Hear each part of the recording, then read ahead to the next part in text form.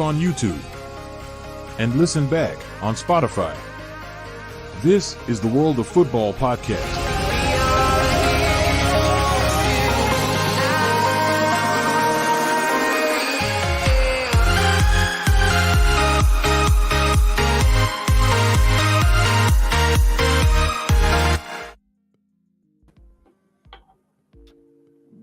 Good evening, ladies and gentlemen. Welcome to the World of Football podcast, spread across the half parts of the UK. You got Wales, Scotland, England, and Northern Ireland, all in one. Just kidding. We welcome everybody on the channel. We've already got 3 people watching, so hello there all. Hope you're doing well. Yes, it's my turn to host. Just came off another stream, so apologies for us being late. That is my fault. But we have got a lot to get through. Obviously, our Northern Irishman who hides from us has finally returned. He's been driving too many trains. He's probably crashed one. That's why he's here with us tonight. But we're only kidding. It's been a very long time. But Josh, it's good to see you. We'll come to you last. Obviously, you've been out of action for a long time, so we need to get you back into the groove of streaming. But Nathan, Julio, how are we, gents? Josh, how are you? It's been a while. Very well. Just the first thing to start. Last Christmas, I gave you my heart, but the very next day, you gave it away. This year, to save me from tears, I'll give it to Soul Bamba. Bamba! Yeah, we do obviously send our condolences to the family of Soul Bamba, who passed away at the weekend. That was, to say it in the nicest way possible, it is fucking horrific. Absolutely. Considering circumstances, it is fucking horrific. So I do wish his family good health in the years to come, and I send him my thoughts and prayers, and we do as well from the channel. Julio is obviously dead. He's not feeling well, but how are you, mate? At least you're here to participate in the stream. Do you know what? I had a really good week away in Turkey, really good holiday, and I come back and suddenly all this just comes about, and it annoyed me a little bit because bedridden is not my thing, and I found myself a bit of it this summer. But I'm glad to be here. I'm glad to be here for this bumper show. I'm so happy to see Josh back. It's been so long since I've seen him. Absolutely. So I hope you're doing well, brother. And I'm really what's cheered me up this evening is seeing Reece's subheading say hose and owner, not host and owner of the week. Hose. I've actually just seen that. Yeah, remember that's hose as in the actual spelling of fire Garden hose. hose. Yeah, there we go. Fix that. Thank you for that. Actually, I didn't notice that. Nah, it just made me chuckle. I couldn't let you do 3 hours of it. I'd feel too bad. I've got too much of a conscience, and you've noticed things early for me before on shows. I don't know if you remember when it looked like Qatar were in. Yeah, I'm nice to you at least. I'm nice to you in that respect. I don't troll you for other people do, but that's just how shit goes. Josh, as we're saying, it has been a long time. You are out of the train, back into the groovy train. You are here amongst us. How have you been? And Northern Ireland have got your own. Northern Irish club has got Chelsea in the Conference League. So whose side are you going to be on? Hello everyone. Long time no see. I do think it's probably been over a year since I was last in the show.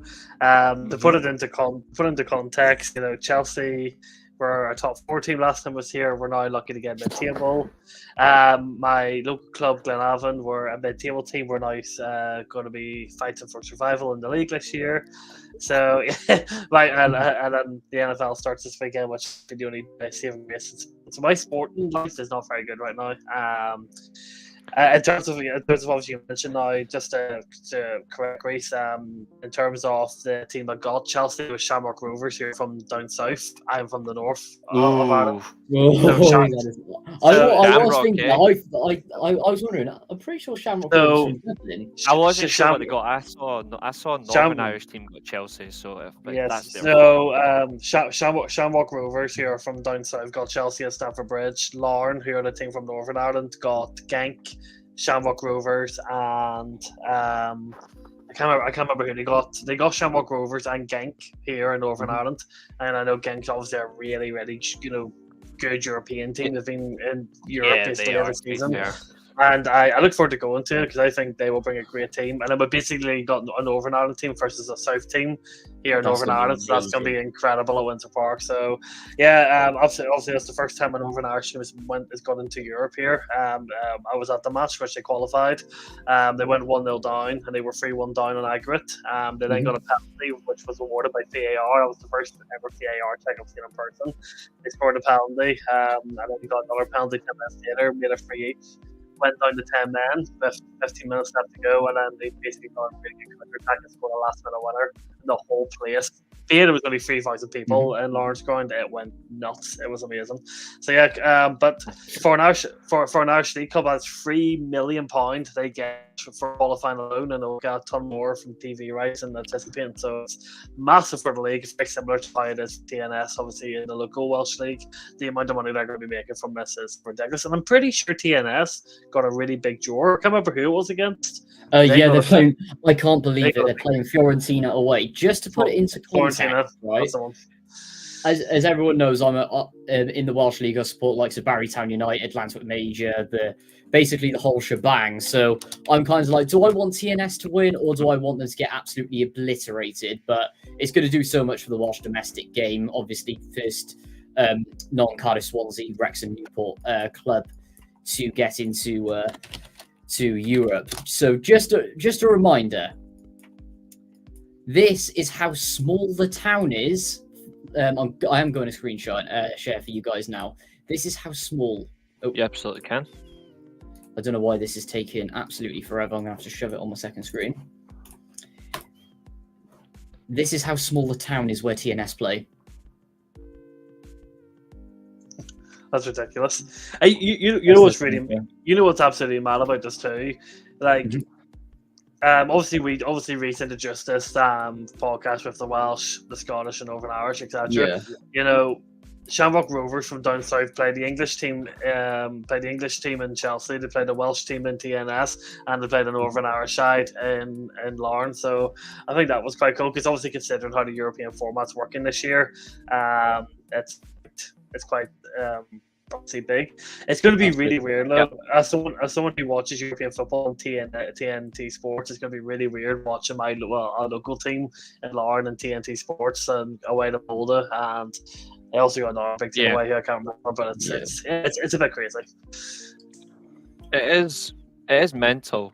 Before we even get into the main conversations, obviously we've got a lot to get through. But what do you guys actually think about the new European concept, especially the draws? Like, are you happy with it? I was initially unsure, but not gonna lie, since the way they've done the draws, I'm actually all for it now, to be honest. It works two ways. Like in terms of the amount of good games you get in the group stages, it's amazing, and I do think it is going to make the group the group stage, the league phase, whatever it's called, really competitive.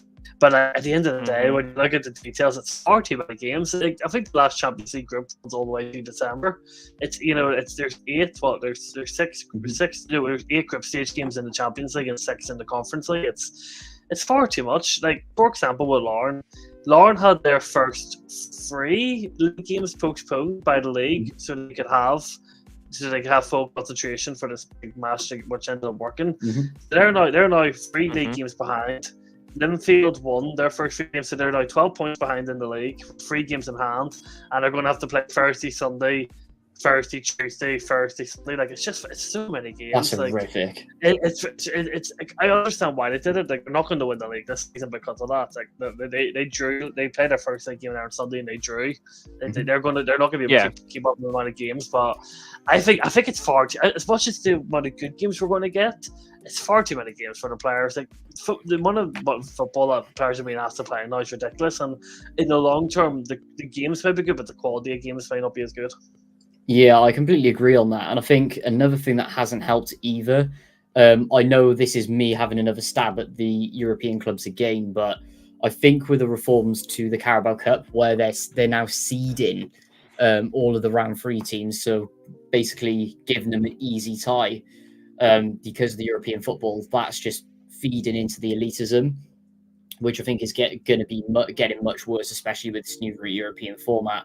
Playing Football Manager, testing it out, seeing how it works. It works okay, But there is a massive problem with fixture congestion, in particular around sort of the October, November, then January, February mark, where things just get too congested. You have constant, like 3 matches a week. Injuries really feed into it well. And also, another thing that doesn't help is the squad registration rules in Europe as well, which are more stricter than the Premier League. So unless you have a really strong youth contingent with a lot of great young prospects coming through that can feed in really well, lots of under-21 players, you're going to struggle with squad depth. And I think it's going to unravel massively. And I don't know why. Like I'll always say, you've got to have my reforms.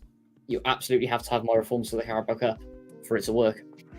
I still advocate that I said about, like, in comparison to the Scottish League Cup, that they should consider making the Carabao Cup a League Cup format in a way where they actually do have a group stage and they do it over the pre-season instead of having pre-season fixtures. Your pre-season fixtures should just be the Carabao Cup, because then at least you've got those fixtures. We can get them out of the way.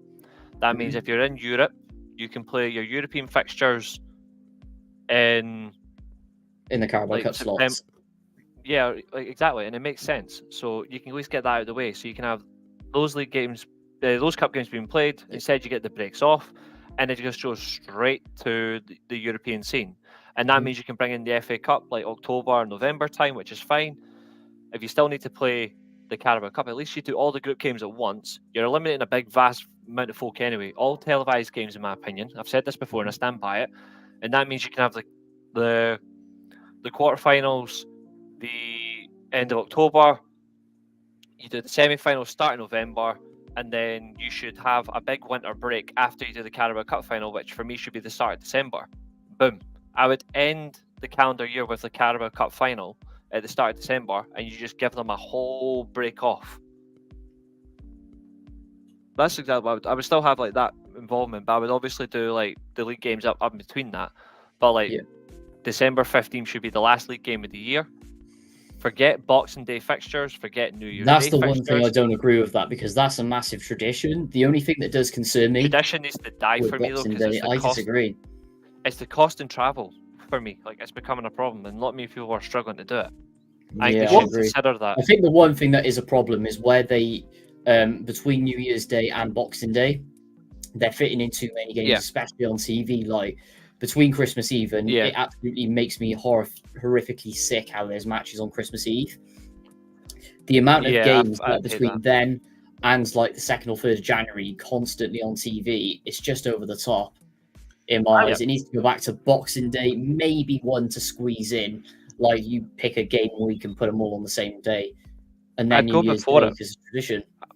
I get it's tradition, but I would go before it purely because I think it's time to drop it. Especially because the fact is, the one thing that people do not have at that time of the year, that everyone that can do it can flaunt it. There's people that time of the year that don't have this, and I get it. A lot of people love to go to these New Year's Day, Boxing Day, Christmas Day fixtures. For me, it's time to just scrap it. Give the players a holiday, for God's sake. I'm going to add it. I'm going to add into that. What, like, it's actually just it's just obviously just onto this now. Get rid of the Nations League. Like, why are we having another international break where the players have to fly out to their countries and play these? Like, we're into our 3rd season. They're glorified friendlies, aren't they, at the end of the day? Yeah, like the Nations League is additional ways to qualify for international tournament. For me, scrap international friendlies and just have the Nations League, or you just have the European and the World Cup qualifiers. That's it. Scrap friendlies. Who cares about friendlies? I wouldn't even care. I wouldn't say about a friendly. I just don't think the Nations League. I understand there is pathways as such to get into Europe, but like, say you lose your first 2 games of the Nations League, you're not going to get in. You're not going to qualify for Europe, and they just become pointless games. You know, Northern Ireland, like we started off in the A League, and we're now in the C League. Like, we've had back-to-back demotions because we just don't seem to get motivated for it. I just think it's a pointless. I just think it's a pointless expedition. Like, we're Premier League season, 2-3 weeks in, and now boom, international break. Players are flying about. There's already been players leaving their camps due to problems. I just think it's absolutely unnecessary. Again, just more games that isn't needed. Another factor you have with that as well is a lot. In particular, if you're with a club with a high coefficient and who's doing well at the moment, is the Nations League finals. So every other year in between. So it would be in the odd years. So, for example, 2025, 2027, we've had it last year, Nations League finals, which if you're doing well and you actually win your group in Group A, you have to play more fixtures in that June-July international break window, which just voids you of any break. And then obviously if you get selected for the World Cup or the Euros the year after, that's another break. And those are long seasons. You're only getting a couple of weeks off. Maybe that's why, like, you have 2 breaks. You have just 2 breaks then for me. So you have the problem is they can't play so many a year, but you could have those breaks. We just say, we're just going to give you time off instead.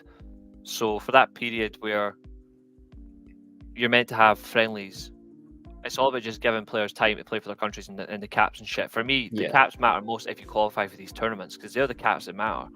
So if you fail to qualify for the Euros or the World Cup, if you're a South American nation, if you fail to do well in the Gold Cup, the CONMEBOL, like, end of the day, that's how it should be. It's the tournaments that matter and qualifying for those tournaments. If you fail to qualify, then you don't need, as you said, glorified friendlies. I don't mind the Nations League. It's an additional way to qualify at least. Yeah. At least just have 2 breaks where if you've got the Nations League, then do Nations League on odd years. But when you're qualifying for these tournaments, then you make them stand out more. I think if you balance them out really well, like one international break is your first set of qualifying games for a major tournament. The second lot should be the Nations League, and then the following break is the tournament cap up, and then the last one after that, like 4 breaks a year, internationals for example. If you do 4 breaks a year, you split both of them between the Nations League and international tournament qualification. It takes away these stupid friendlies, because they need to stop the friendlies you get before a tournament as well. Just make them Nations League games. It would actually do them a whole lot better if those tournament friendlies before a tournament is actually a Nations League, because then it's actually a competitive game. There's more to play for. I don't want to go off too off topic here, but I think in general the rest that professional sports players gets is really bad now. Like, it's just gotten really bad. Like, I don't want to go too much off topic because this is a football podcast, but for example, like, I learned the other day that at the start of November there was a WWE pay-per-view in Saudi Arabia, the Crown Jewels. That's on the 3rd of November. And then on the 4th of November, WWE are doing a house show in Dublin. So all the SmackDown superstars are going to have to go from Saudi Arabia straight to Dublin on the same night. Oh, yeah. They'll do their That's like a 7-8 hour flight as well. Exactly. Which is Cody Rhodes, every night, Randy Orton, Kevin Owens. Like, if any of them are involved they'll vary that's what who's on those cards, though. Exactly, but it's like, for Cody Rhodes, he's going to have to do it. Like, he's the champion, he'll have to do it. Kevin Owens might have to do it, or Randy Orton if there's a feud. I just think it's unfair. Like, how you expect Cody Rhodes to go, right, you do the event here in Saudi Arabia and fly straight to Dublin to do 5 house shows in a row in the UK. It's just, I don't agree with that. Like, I'm one of them. Like, I'm going to the house show in Dublin, but I just don't agree with the fact that these people's bodies get pushed for our entertainment. I think there's just sometimes it goes too far, and I think footballers are absolutely no different to that. No, I think that's fair to say. I think we certainly have an overall issue nowadays with athletes in any form of industry or any form of sport, where they are being torn down for people's benefit, but also as well they are committed to it as well. They'll find ways to manage themselves. But I don't think you're wrong. I think it's just purely, we'll see what people are made of in the coming years based on scheduling. I think we'll get that a lot. Julio, just the conversation we've been having here, is there anything you would add to? Is there anything that you would change? Is there anything you agree and disagree with? I just want to get your thoughts on what we were just discussing with internationals, etc., and scheduling for players. I promise you, I was still awake throughout the whole of that, so I didn't listen. Excuse me. No, the problem we've got is there's so many different perspectives, and you all touched upon them. In that you all got a different way of looking at it. The issue is we have no solution. Like, you could sit there and bin off the international break, not the international break, sorry, the Christmas fixture scheduling. And fans are a bit torn about that, because the armchair fans, for example, people who watch from home because they can't travel, They obviously love to Mhm. go to the pub or sit at home and watch the football. It's great at Christmas time. But on the other hand, the match-going fans who do go, they obviously will struggle with it for different reasons because it's the holiday time of year. Oh, it's horrendous. Trains are horrendous in this country, like beyond belief. And then the other thing as well, you add another break in there, it stretches out more fixture scheduling. That was another thing I was going to get onto as well. So if we have, say, for example, Reese's proposed 2-week break over Christmas, maybe longer, do we then start the season earlier in August or finish it later in May? I was fully proposing a Serie A Bundesliga style break where you literally give these guys a full month off. But it's not just. But the problem you've got is Carabao Cup. Yeah. This is what they don't have an extra cup competition. Yeah, but this is why I proposed that you do your pre-season games aren't pre-season.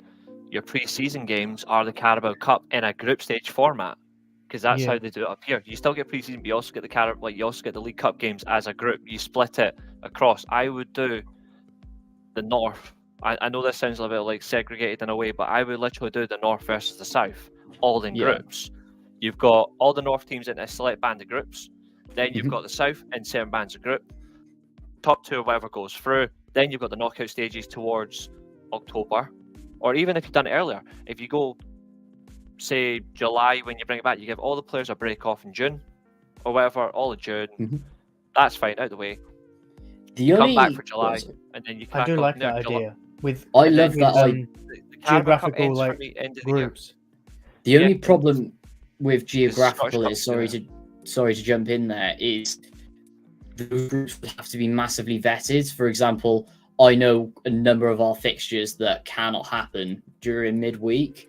So I think even if you did that north-south, I know it's absolutely stupid.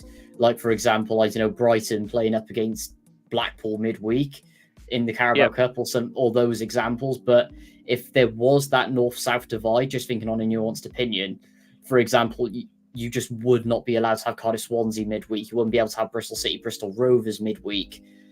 Other smaller ones probably wouldn't be able to get away with Swindon Oxford as well, just thinking of what's around, you would, but this is where it ties in. No, it's true, but this kind of ties into what I'm saying in a way where you can split them in this way. Yeah. So you can, but that actually makes more of the effort of, if you want to get your rivals in the cup game, you get out your group. Like, actually forces them to try. Yeah. And it makes the proposition of the groups more interesting. It makes the proposition of the groups competitive where, all right, Cardiff versus Swansea can't happen in the groups. So you can't have the opportunity to knock each other out in the groups. But think about this. What if you get out the groups and you're replacing so many rounds, round 1, round 2, round 3. Round 1 is literally your groups, and then round 2 is your first knockout, and then it comes down, you're chunking teams out. But just picture that. You win your group, Swansea comes second, or Swansea win their group, you could potentially get Swansea in the next round. And you could beat them early and knock them out. The only question with that then, though, would be, would those games be on weekends? I would have them on weekend. I would have them weekends during the summer, and I would have them all televised. Smart. That's what I would do. So I would literally go. I give them every single player, unless it's including tournament seasons, like a Euros or a World Cup. I would have all of it end. So the Champions League has just ended in May, for example. End of May, cool. Every single player gets all of June off. That's a full month, plenty of break. You come back, first week in July you do your training, and then the second week of July the Carabao Cup starts. Get them in, do the draw during the week where they're coming back for training, so they know who they've got to play. And then the second week, everyone's at a level playing field. You've all had 1 week of training. All July is the Carabao Cup. You get one little break in August, like a week off, etc., where it's just light training, etc. Then after that, your league campaign starts. They do the draw for the Carabao Cup, say the last week of August, start September. Then 2 weeks later, you do the Carabao Cup knockout fixtures. You do that. 2 weeks without the Carabao Cup, then you do the next round, which will probably be the quarterfinals, for example, or like round 2, whatever. So what you're suggesting is the different rounds come earlier. different rounds season. come earlier. Instead Yeah. of a quarterfinal in December and there's two Mhm. semis in January, Yep. you're suggesting like quarters in October, November. I'm proposing semis- that. Yeah. Yeah. I It might see look it. a lot. I can see the it might thought look. behind that. It might look a bit much because obviously there might be teams doing qualifying for. They'll have European fixtures, but the good sense of it is, at least, is you'll see which teams actually care about these cups more Mhm. by actively being forced to compete early. And I would have every Premier League club also in these group stages. They're not exempt. Mhm. I would have them all included from the beginning. So Chelsea in the groups, Man United in the groups, Man City in the group stage, Liverpool, the lot. And we'll see if they genuinely care. And if they don't, well, they'll get eliminated by someone like Cambridge. And then it's out of the way because it reduces what 92 clubs competing plus whoever's in the Vanarama League, Yeah. all that shit. You get all them in, you get them all included. Again, North and South, firing. You include North of Wales, South of Wales, all that. Whoever wants to be in, Mhm. you've And- already eliminated a chunk of clubs, and you're still giving them TV time at the weekend. Another question I have, though, is in particular with the Carabao Cup, and we've seen it a lot, especially with the first and second round. How do you Yep. get rid of attendances like that? Good question.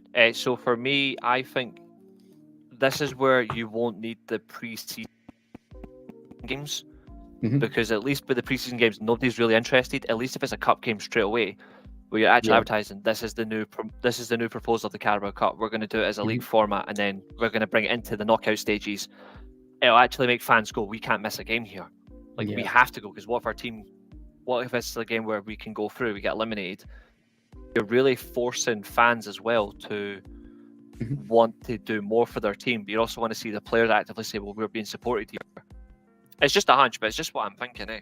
Yeah, because adding on to that as well, and that brings me on to my point about fixing those attendances. I know it Mhm. happens for some clubs that they do it, but I would be more Yep. than happy to pay more for my season ticket, but have all the cup games included.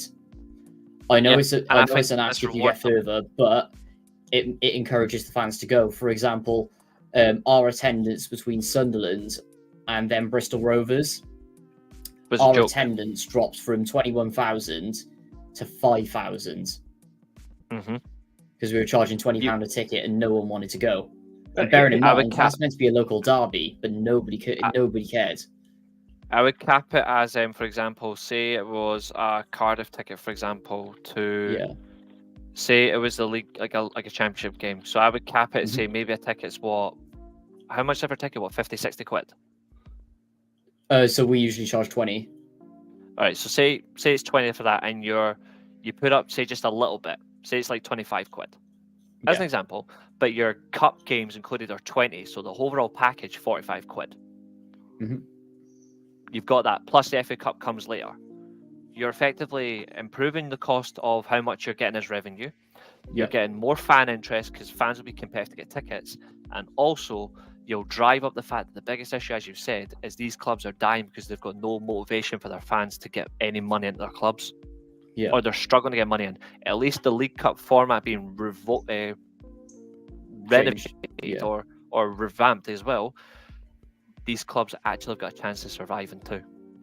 Absolutely, because in particular, like a club like ours, a lot of the things you got to remember is there's obviously still boycotts going on at the moment. There's always going to be that under Tanner's owner, and the second aspect as well, you're not going to be getting in the revenue from things like the club shop. This is in particular with us as well. The club shop, beverages, basically the whole lot, because people don't want to buy them because in their opinion, a lot of our fans, not so much my perspective, but you'll see it a lot from Cardiff City fans, is they don't want to fund the regime. They will literally just go there and spend the bare minimum to say, I'm attending the game. And this is where my That's where idea it's in a way begin. comes in. You're still getting bare minimum if that's what they want. Yeah. But you're also getting a competitiveness to say, well, actually, what if I'm missing out on a really good match here? What if I'm missing out on a very good day? Mhm. Because the reform of the cup, you can add it to the FA Cup as well. In a way, you could reform the FA Cup. That might sting a little bit more on people, but the amount of fixtures people are played, it would save a whole lot of problems. Especially this, Yeah. like as well. Like, we've all spoken about like the length of fixtures. You can go from Newcastle to Brighton, for example, hell of a journey. Whereas Mhm. your day literally could be Man United versus Newcastle. You've got that like that could That's more nullify sensible. one long. It nullifies one long journey. Now it might sound a little bit elitist because there's so many top teams. Like Man United would have the likes of Arsenal, Chelsea, Liverpool, Newcastle, Aston Villa, all that to deal with. But you would also have Man United. They're still playing Middlesbrough. They're still playing Nottingham Forest, Notts County, Bradford. Cardiff gets the likes of Brighton still. You know what I mean? Like, you are still Bearing in getting mind all that's that. still a stinky trip for us as well. Is- Because I know it this is me having a moan as you again, but and I'm going to go on a tangent massively here, and I always raise this on different shows. I am so jealous of the people who live in like the Midlands, the East Midlands, Birmingham. The fact that you can literally go like 20 minutes down the road and you're at an away game. My nearest like it takes me longer to get to home games I than know. that. Sometimes it can But- take me an hour to get to a home game. Like my nearest non-bubble away game is literally, what is it this season? It's like 2.5 hours. My nearest non-bubble. It's obviously excluding Bristol City, which has its own restrictions, but I think some clubs it's great for, some clubs it's absolutely horrific. Like the fact that if we're not allowed to draw Swansea, Bristol City, that limits us still, and we're still going to have those stinky attendances midweek. And I know that obviously it does sound a bit harsh. Obviously, I'm saying they should remove those fixtures, but obviously I'm just thinking it purely in the sense of Absolutely. the competitiveness to actually say, do you want to play Bristol City or Bristol Rovers and Swansea City in a group stage, or would you rather have a chance of potentially, if they get through, you want to pump them back to back? I would rather pump them back to back in the knockouts. I agree on that. Plus, at the end of the day, it's got to pander to the majority, not the minority like us anyway. So, because obviously we're further out, Plymouth are further out. To add a few, you've got Brighton, Norwich, all in the same boat, really. Exactly, and that's just where I'm thinking at. Is there anything else that agree. you guys potentially would change though to what I've suggested? Again, it's up to you guys. It's just my proposal, of course. Obviously, I've put across my proposal as well, which is a little bit different, but basically everyone knows what I think about the Carabao Cup. It's just to get rid of all of the teams in Europe out of there. Very quickly, because there is a lot to get through on the show. In Northern Ireland, we have the League Cup, the Irish Cup, the League, and we also have a fourth additional cup. So there was 3 separate cups that all these teams play in. So there's the Continental Shield, the Mid Ulster Cup, and the Northwest Cup. So each obviously club has its own county and area, so they all get split up. Glenavon are in what is called the Mid Ulster Cup, which is only made up. So there is 22 teams in the cup, but only 3 of them are Premiership teams, and the rest of them are all Mid Ulster League teams who are all like 5-6 divisions below. So Glenavon Glenavon always play these teams who are like 4 or 5 divisions below. And under Irish League rules, we can never go away to these teams; they always have to come to us. Do you think having a league like that, where say Cardiff could play like the bottom team of the Welsh League or the bottom team of the Welsh second tier, like that's like what the equivalent of this is? Do you think that's good? Like, do you think that's good for like these really really small like amateur league teams to come to like the bigger Premiership teams, or do you think it's just a complete waste for both teams? Because normally the amateur team does get absolutely hammered. Yeah, so I can see where you're coming from definitely on that, but I just think Northern Ireland did work really well, Scotland did work well, Wales, it pains me to say it, but it'd be an absolute disaster. I can see that. It would work with like the Welsh League teams, but it would not work if you add Cardiff, Swansea, Newport, Wrexham in, mainly because you can't really add Newport into it, because at the end of the day, I know more Cardiff fans from Newport than I know Newport fans. That's and just it's the also thing. a shithole. Absolutely, Reece has been there. The thing is, say for Quickest exit example, I've ever made in my life from a town. I don't even think you stepped off that train, bud. No, I didn't. I refused to get off. I don't blame you. Absolutely. But the thing you've got to remember with like Cardiff City playing, let's reel off some teams here. So say for example, if Cardiff City play Barrytown United, my local, that would not work at all, because the majority of people in that situation, at the end of the day, we'd be like, who are we supposed to support here? Fair. Do we Yeah. support our local team or our main team? Like, I know that sounds glory hunting, but it's the same scenario there. Same example, Pontypridd against Cardiff City. Who are you supposed to support?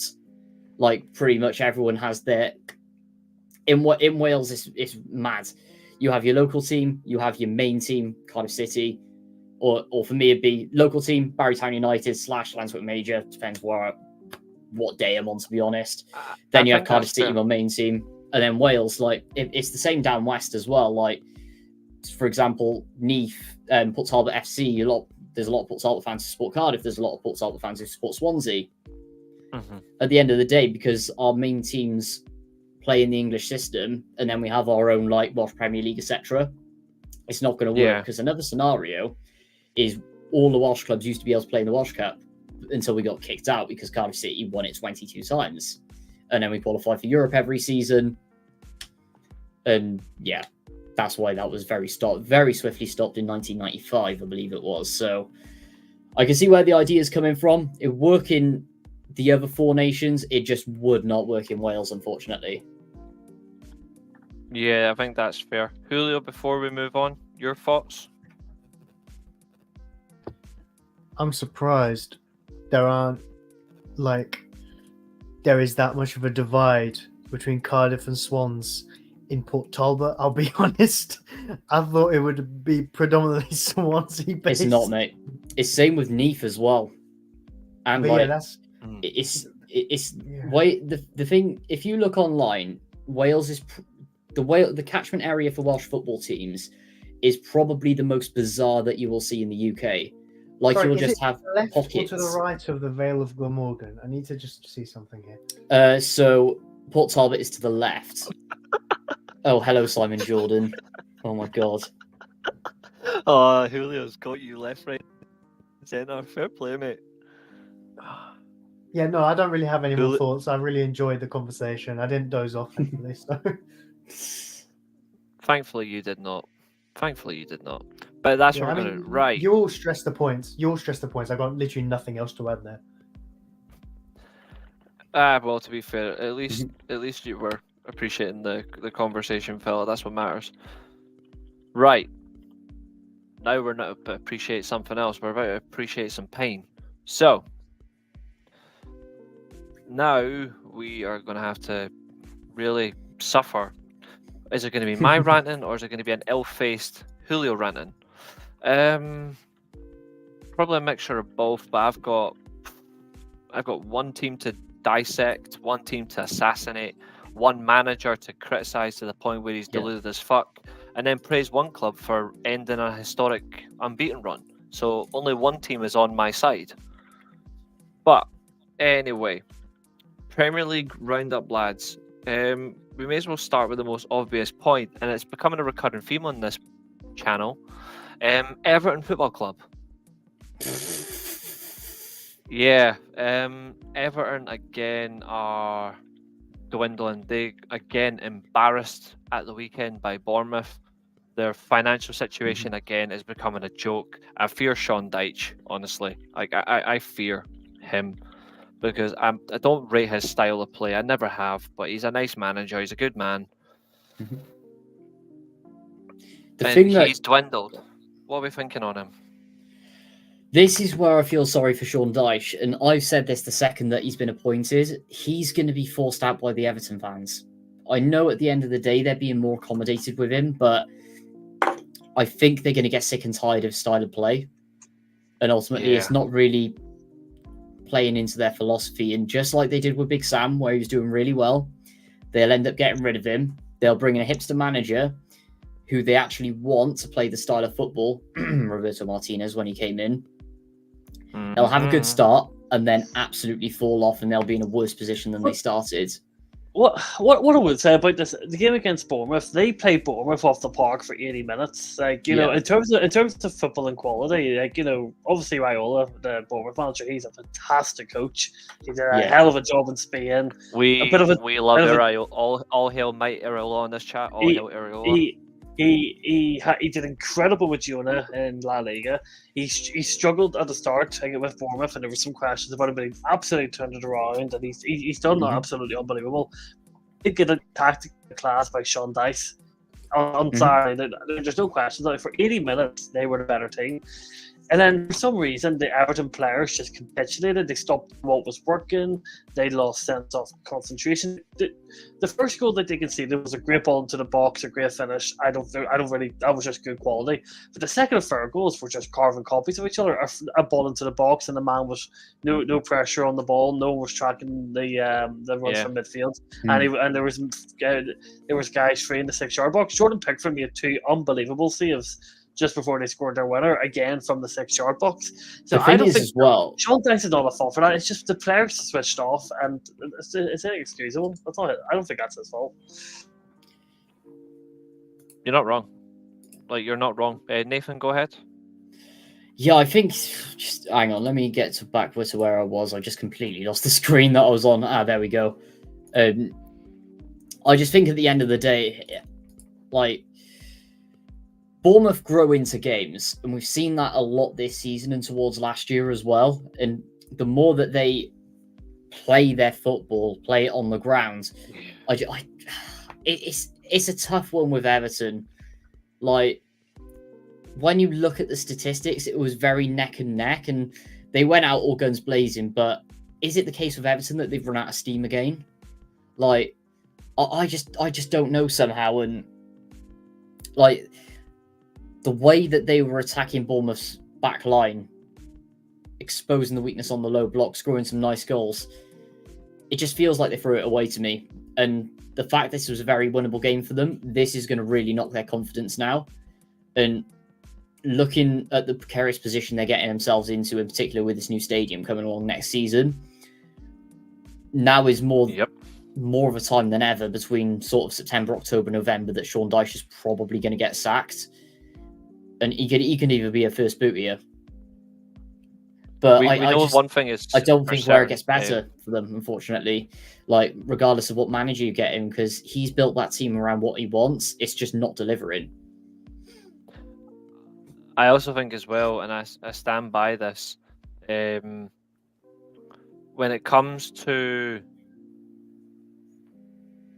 Everton fans, particularly regarding Sean Dyche, they need him now more than ever, because when you look at it, they had arguably the greatest manager that ever lived, depending on your point of view, in Carlo Ancelotti, and they didn't even back him properly. He goes back to Real Madrid and he wins it all easily. They have as much patience as somebody on death row until it wears thin. They are in serious trouble, and we know what Everton's major problem is. We've exposed it on this channel for so long. They are spending money they physically don't have. They cannot justify their spending. They don't make the revenue to say, oh, we'll spend 60, 70 million pounds on a player. And you've got football fans that are complaining about Man United and Chelsea, who we'll come on to very shortly. You've got football fans on Twitter moaning and complaining, well, Nottingham Forest, Everton and Newcastle can't spend above their means, but Chelsea and Man United can spend whatever they want because of PSR. Chelsea are selling players to make up for their PSR, and Man United are also doing the same thing. So it's not that we're throwing money around. Man United have got the revenue, so Man United can spend whatever the hell they want, but they still have to cover the PSR. Chelsea also have a better revenue than Newcastle, Forest and Everton combined. So at the end of the day, even though it seems that they're being absolutely stupid with their transfers, when you actually read the FFP regulations, same in the Championship a lot as well, they're not breaking anything. They're just not. They just genuinely don't have this money. But the thing is, though, as well, all this money Everton are spent on players, all this big hype, what transfers have they done in the last 5 years that have actually been long-term success for them? I don't think you could really say any. They're spending all this money on players, either they're selling or not becoming a success. He's away now, but I would say Onana was the last one. Patterson could come good. does get injured this season, though. I think Because he's at the another one who's been a moment, the decent way player. it's going, I think Tarkovsky's a decent one. yeah, he's definitely What one about as that well. Chermiti or whatever he's called? He's got a chance. Yusuf Chermiti, yeah, they signed him Yeah. last year. To be fair, their business wasn't so bad, especially towards the end.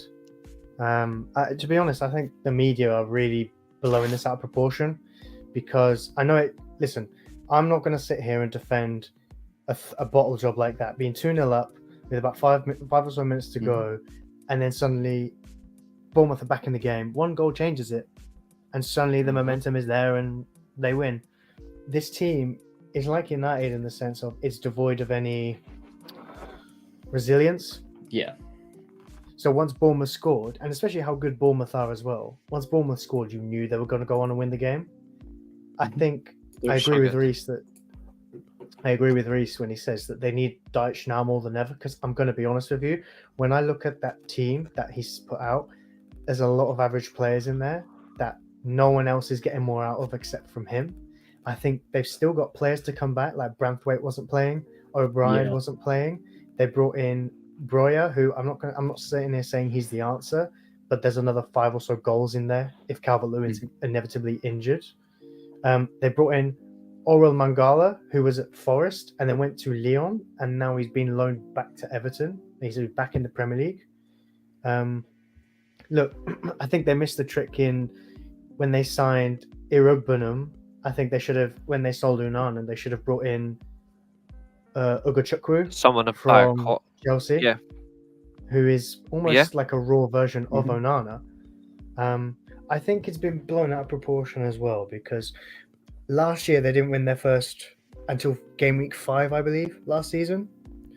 something like that. Yeah, Yeah, they always seem to have a slow start to the season. No, but the thing is, that was an easier run. By contrast, their first 3 games of the season, they've been beaten by 2 really good clubs and Spurs at home.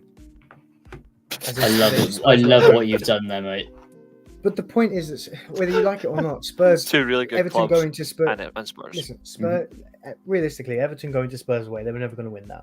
I'll be real, especially with the way Ange plays. No, and if Pickford is trying to play out from the back and making mistakes like that, that happens. Brighton, I know I predicted them low, but realistically, that was from the unknown. Brighton already cooking this season. We all knew Bournemouth were going to do really well as well. So they have played 3 tougher teams than they started with last season. So I don't think now is the time to panic. If it's like this in October, then indeed questions need to be asked. But realistically, they still need players to gel. They still need players to come back into the team. Like, I'm not being funny. The defending for the last goal between Mikolenko and Michael Keane was atrocious. Why he's still in their team is genuinely terrifying. Well, that's what I mean. Yeah. O'Brien and Branthwaite, 2 better centre backs, weren't in the team. The only best centre back that was in the team was Tarkovsky. So there's your problem there, for instance. Yeah. So I think they did really well, Everton. They just couldn't come away with a win.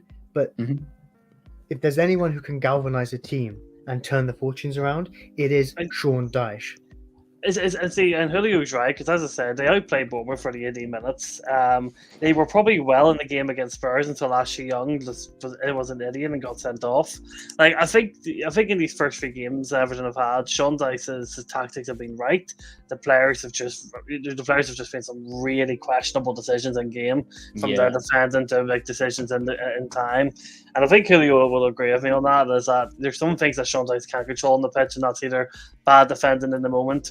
They had a great chance to go 3-0 up, which I think Seamus Coleman. If it was either Coleman or Michael King. No, it was Seamus Coleman.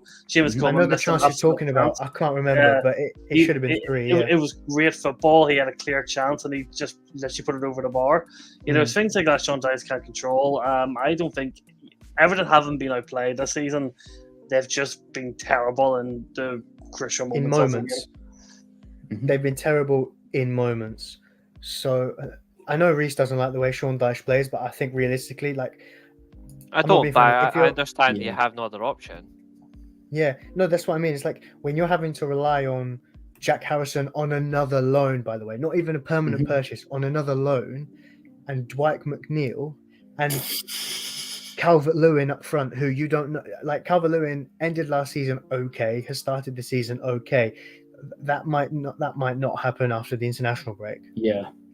So some of these players that are coming in, they still need to gel. Mhm. Some of the players, there are still players who need to come back, because Everton right now, they need their spine.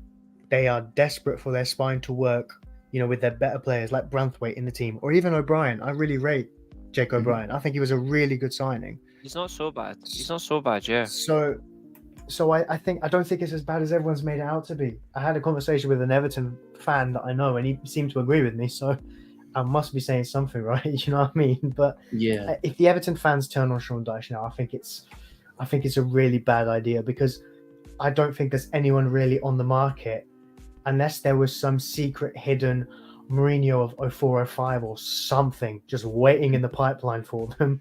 I don't see any of that happening. So I think on a tight budget as well, Sean Dyche is the right man, and I will probably die on that hill during the season.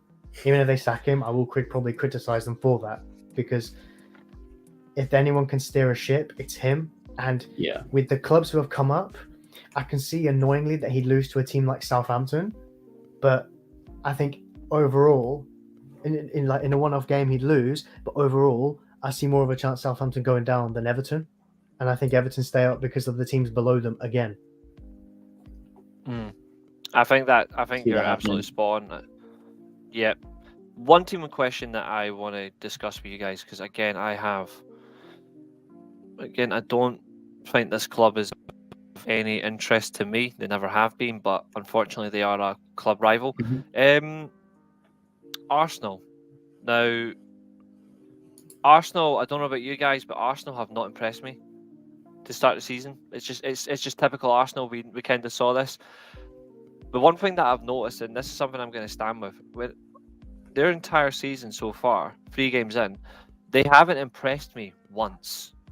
Like, I've actually not seen anything different, nothing interesting or inspiring to indicate that they could genuinely challenge Manchester City for the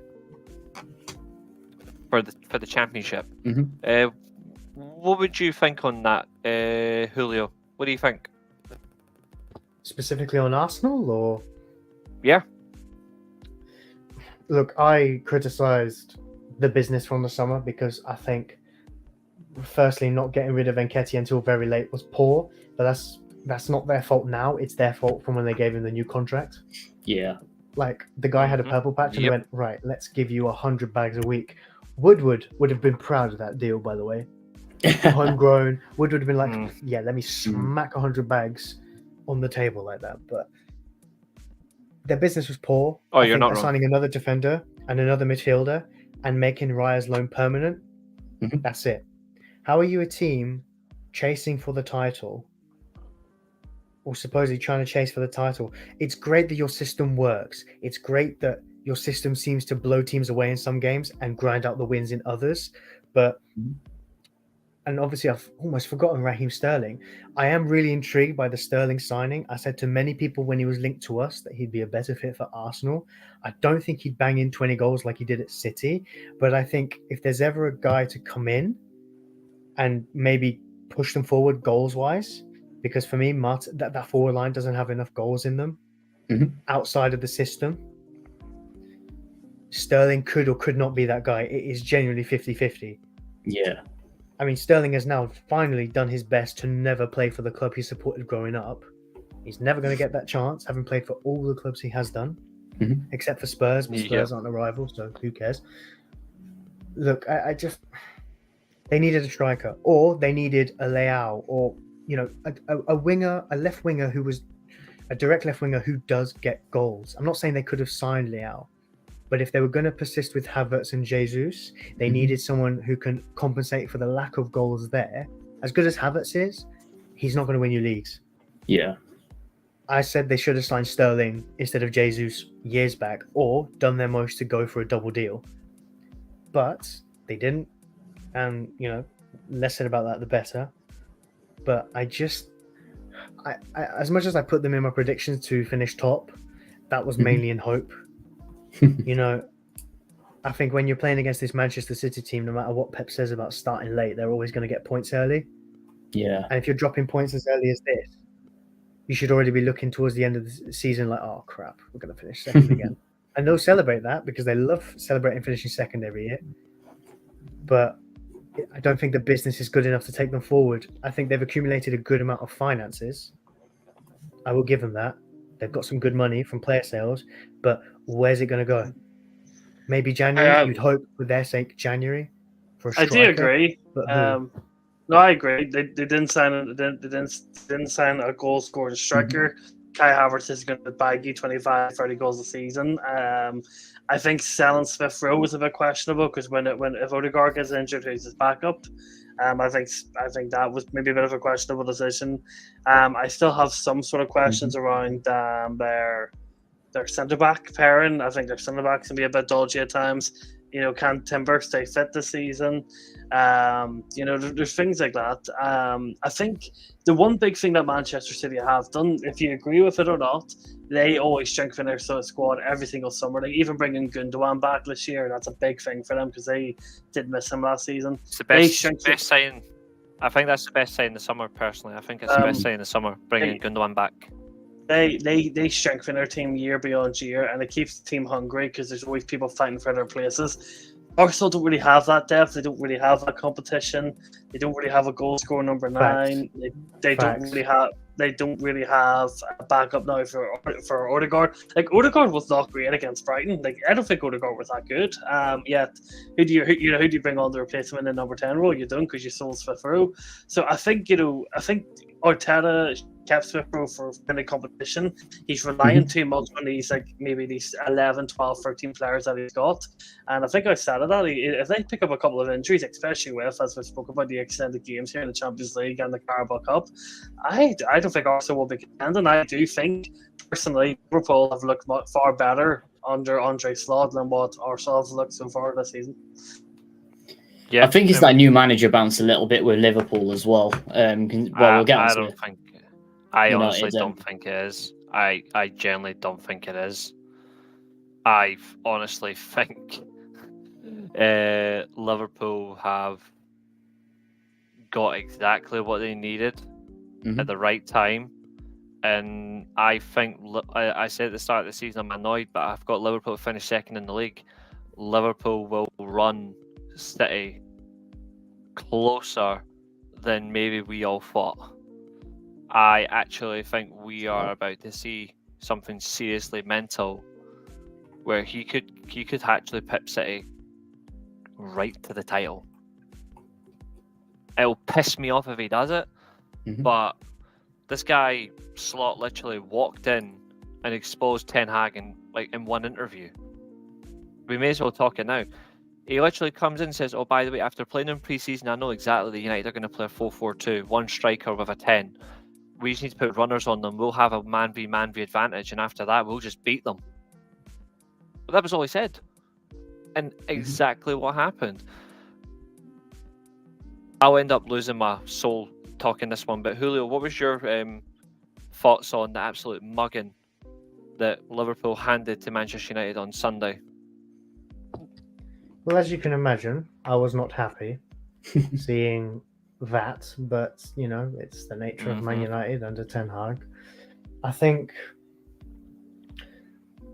don't think we'll see Ten Hag get sacked. Not now. I think the board will give him between October and December. So between October and December is the window where they'll sack him, because I think they've brought in a bunch of new coaches, so they're going to give him a couple of months of that. They've brought in new players. They're going to give him a couple of months to minimum to gel them all in what he wants. And they're going to turn around to him in October, especially when there's, I think, a difficult run in October. They may turn around to him and go, "We gave you everything, man. Come on." Like, it's not good enough. I think I don't like us playing. I like that he's just basically going, right, we're going to play my way no matter what. Yeah. But I think it's fair to say Casemiro can't do that, in the sense of Casemiro at Real Madrid had it good, because what he was asked to do there was pretty much sit deep and be disciplined. If you get the ball, give it to Modric, give it to Kroos, whoever's the nearest to you, and watch them just do their thing, right? Until his he final wasn't asked season. to move a lot, Mhm. but then obviously Until his United, final he's- season, factually, in his final season, he was the one that was furthest forward. Those two were behind him. Yeah. Yeah. But I just think that in this 4-2-4 pressing, I don't think he's got the legs for it. And I think him and Mainu are both too exposed in that, especially when you've got a Liverpool 3. I know it's only in numbers, but Liverpool just ran rings around that United midfield. I feel bad for Mainu a little bit. I don't want to sit here and say Casemiro is washed, but I think in a game of this magnitude, maybe you could argue that maybe if you know you've got an older player who can't run around as much, where's the security for a player like this? You know, I'm not suggesting to abandon the principles, the core principles he's setting out, but you adjust, maybe adapt, maybe tweak, because you'll have that with opposition, you'll have that with players and their profiles. Do you know what I mean? So yeah, that wasn't fun. That wasn't a fun watch. Here's a question for you two. All right, do you think there is already tension between Ten Hag and the hierarchy? Because obviously the whole process of is Ten Hag getting sacked is then dragged out all the way till just the start of pre-season, until there was clarity and then he signed the contract. But clearly the hierarchy were looking at it and thinking, is Ten Hag right? Well, no, maybe they stayed with him because the manager market during the summer was not great, and that shows that Chelsea, obviously, look at Chelsea they got a man who had one season with Leicester, and he's got the Chelsea job, which I still don't agree with. Do we think that Ten Hag does have a short amount of time than we all expect, because there already is this tension between him and the hierarchy? Well, obviously the ones that took over from the Glazers on the sporting side of things. Would you say that means Ten Hag has maybe until October to improve these results? Because after 3 seasons, buying his own players, obviously phasing out Sancho and all of that, and the team still looks like it has no real consistent identity on the pitch. Surely he doesn't have that long, especially when there is already tension with the board. No, he doesn't. Honestly, I think there's more than that. Personally, I think. So I don't mean to cut you off there, Hulu, but I think there's one other thing. I think Ten Hag is already gone. Of course he is. They actively looked for another manager. No, I don't mean in that way. I think he's already gone, as in they might pull the trigger of this international break.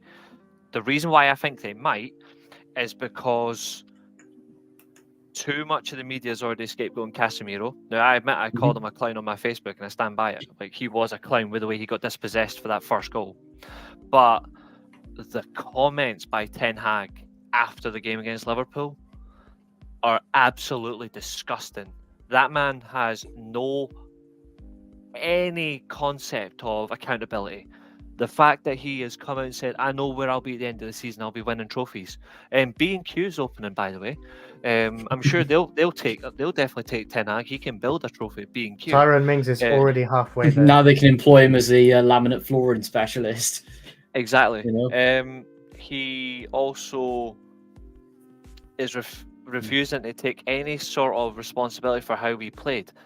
Bruno Fernandes actually came out and disagreed with Ten Hag, saying, no, we were actually genuinely dreadful. We were awful to watch. We were extremely poor. Marcus Rashford, again, I'm going to say his performance was pathetic.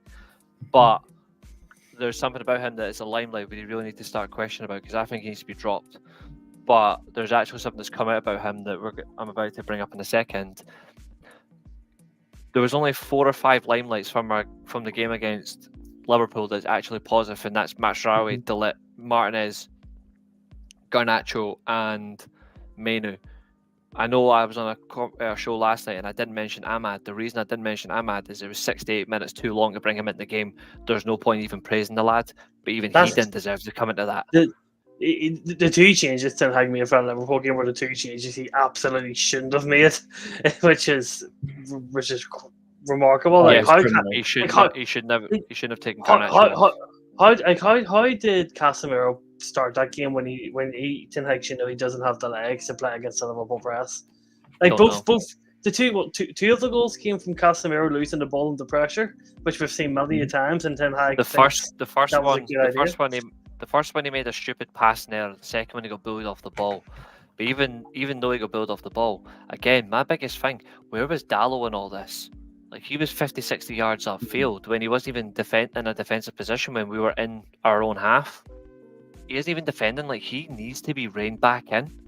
Like, that's becoming a problem. Like, but even so, like, Casemiro was done. But I hate the fact that the media's all went after him instead of holding Onana. Onana can't save to. Onana needs to treat the football like his kid. Like, he needs to treat every shot at him like it's his kid. Protect your fucking goal. Yeah, Doug's absolutely spot on. Where was Dallo and Mashraoui? Mashraoui at least was trying to find his man, but he couldn't get it. Dallo was 50, 60 yards upfield. Second goal, Mashraoui should have done a lot better as well, but the media have all hounded Casemiro in a way, and I think Casemiro needs to be held accountable, but the fact that Ten Hag is refusing to take any responsibility, I would have sacked him last night. But I know it might sound incredibly harsh, but the fact that he didn't take any responsibility last night, and his response is, end of the season, I'll be winning trophies. Mate, that's not what you should be saying. You should be saying, no, our tactics were wrong. The setup was wrong. The selections, maybe I got wrong as well. But you shouldn't be saying, you should be coming out bull and saying our tactics were right, and by the end of the season, we'll be winning trophies. If we win a trophy at the end of the season, it'll be in spite of Ten Hag, not because of Ten Hag. If he's still employed, it'll be the players doing whatever they can to win something, to handle themselves. Now, I know Julio, I was on a show last night, and Julio made a comment saying the FA Cup buys him time. I completely disagree. I don't think the FA Cup buys him any time. It's all because it seems that Ten Hag is a good cup specialist, but when it comes to the Premier League, he really does know what he's doing. I think United will really look to this international break and give him demand saying, no, we need changes now. He's come out and said Ugarte might not start for months as well. What is the fucking point?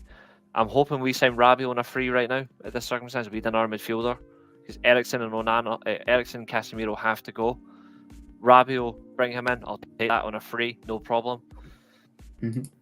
But you cannot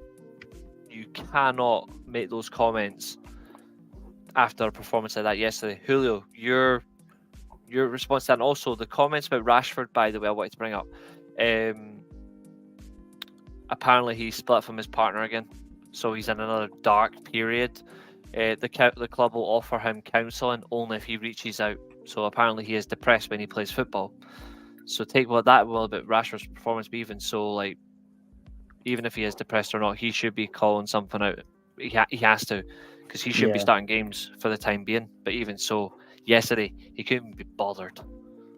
But Julio, you're up. I think there's a big. Well, I will touch on Rashford briefly. I think there is a big confidence issue with him because I saw on many occasions he didn't do what he's always done for years, which is take a heavy touch and run past the player. Couldn't even do that. And I don't know whether it's a sad indictment of him confidence-wise or even him physically. So I don't know what to make of that. There's something wrong. But you could see it as well, couldn't you, Reece? Like, I know Konate isn't slow or like weak, is he? But normally Rashford tries and pacing him. One thing, there isn't much more to say. I think really, Reece, I don't think you're in the group chat that I put this in, but as soon as the game ended and I heard Ten Hag's comments, it reminded me, and I've seen it all over Twitter now as well, it reminds me of Jose after that 3-0 defeat to Spurs in 2018. It's that elitist, I think I'm better than everyone else comment. You're not. Yeah, this isn't on me. Like, because the funny thing about the start to the season then was we won because of a late 80th minute plus goal against Leicester on the opening day at Old Trafford. And that was awful. Then we lost to Brighton away from home in our second game, and then we started the game against Spurs with a lot of energy and quite frantic, really. But then we were just outplayed and just bullied and beaten by Spurs in the end. Like, I don't know if you guys remember Lucas Moura just running Chris Smalling and Lindelof ragged too easily for his second goal of the game.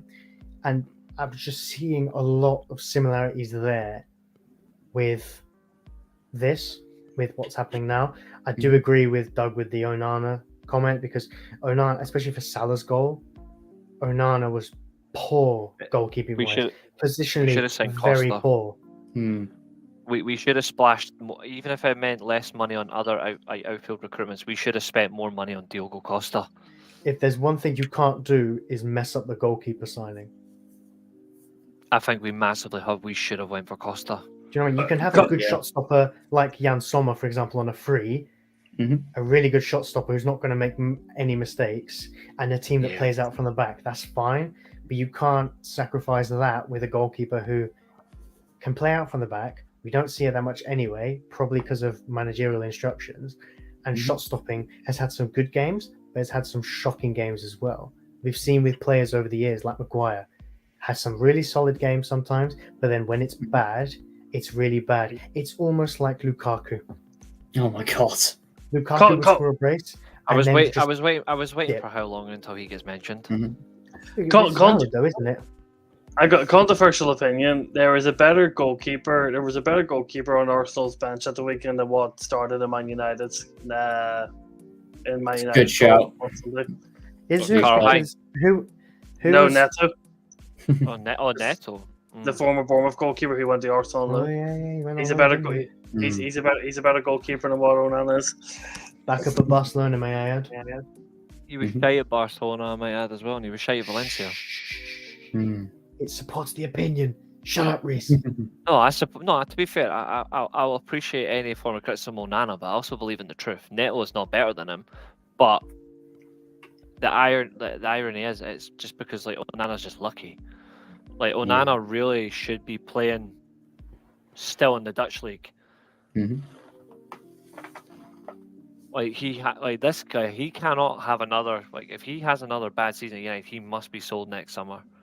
I think a lot of the players are in that position. I think with this new hierarchy, because they didn't sign a lot of these players, they're very much in the case of we don't care for cutting our losses because they're not our losses. They're the previous regime's losses. We won't admit that in public, but it wouldn't surprise me if they start ripping up contracts towards the end of the season, like the likes of Eriksen, easily disposable players. So I am really curious to see how next summer pans out. Of course, I hope Ten Hag can turn this around, but I'm just struggling even more to find it. When I said the FA Cup bought him time, and I meant that as in it kept him the job pretty much.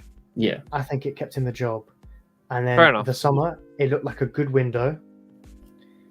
But if we're still seeing the same old footballing mistakes, I don't think it's 100% down to the players, especially for a lot of them are Ten Hag signings.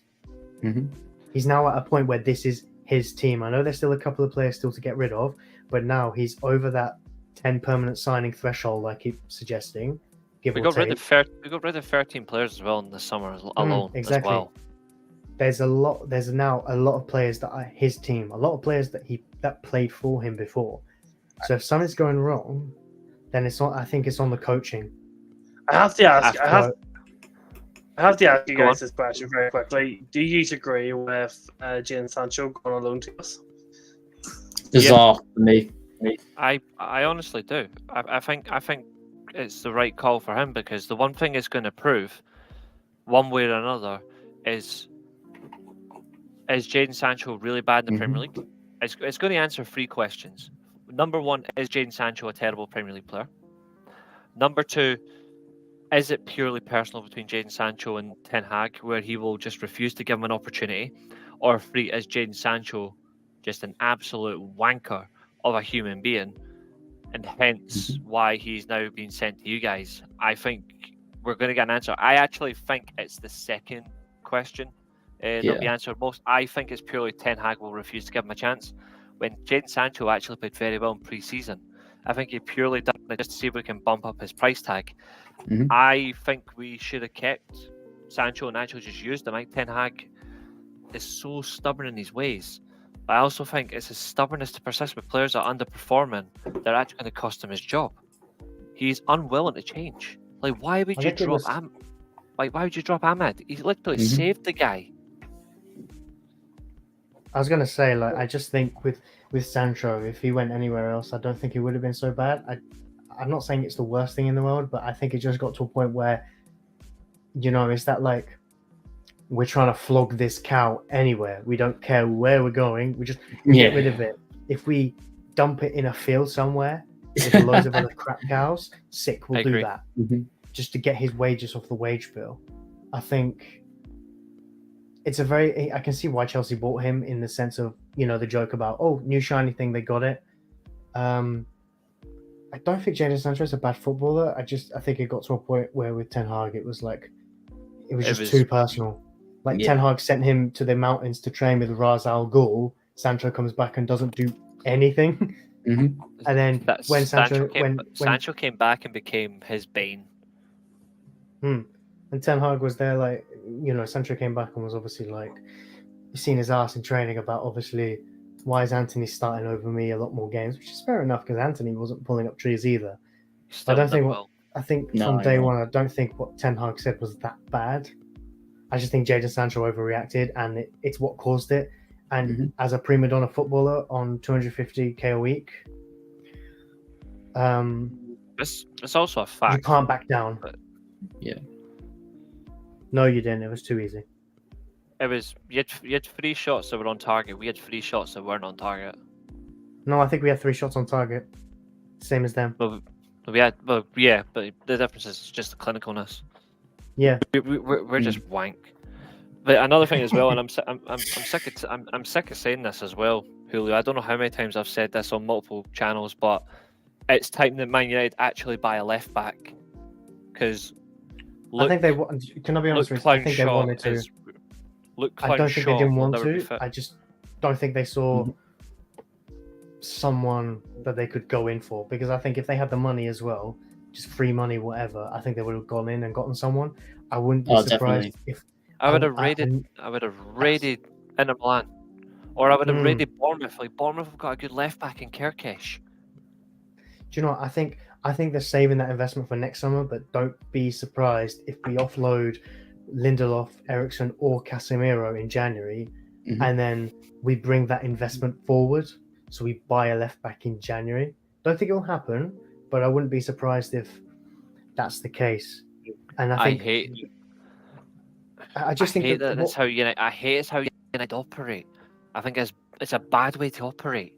I think if you've got areas where you can actually physically improve now, actually go out and improve them instead of wasting a year where even in a year's time, if they could be even worse. I don't know if they could. I mean, I made the suggestion on a show weeks ago about getting someone like Serge Reguilon, because he'll be fine for a year, he'll be fit, and then in a year's time, you bin off Shaw and or Malacia, depending on their injury problems, and you bring in a DeMarco or a Theo Hernandez. I think even more so as well is why... Or an Anthony Robinson or Kirkes, but... Yeah, those two would have been good shouts as well. The one thing that concerns me, and this is another thing about Ten Hag that really annoys me, he wants to give young players a chance. He's happy to include Toby Collier in the matchday squad for midfield. Okay. Kobe Mainoo's already cemented into the first team squad. Garnacho's already cemented into the squad. Ahmad's now finding his feet into the squad. Why is Harry Amas not being back in a matchday squad? Like, we've got a clear issue of a left-footed left back.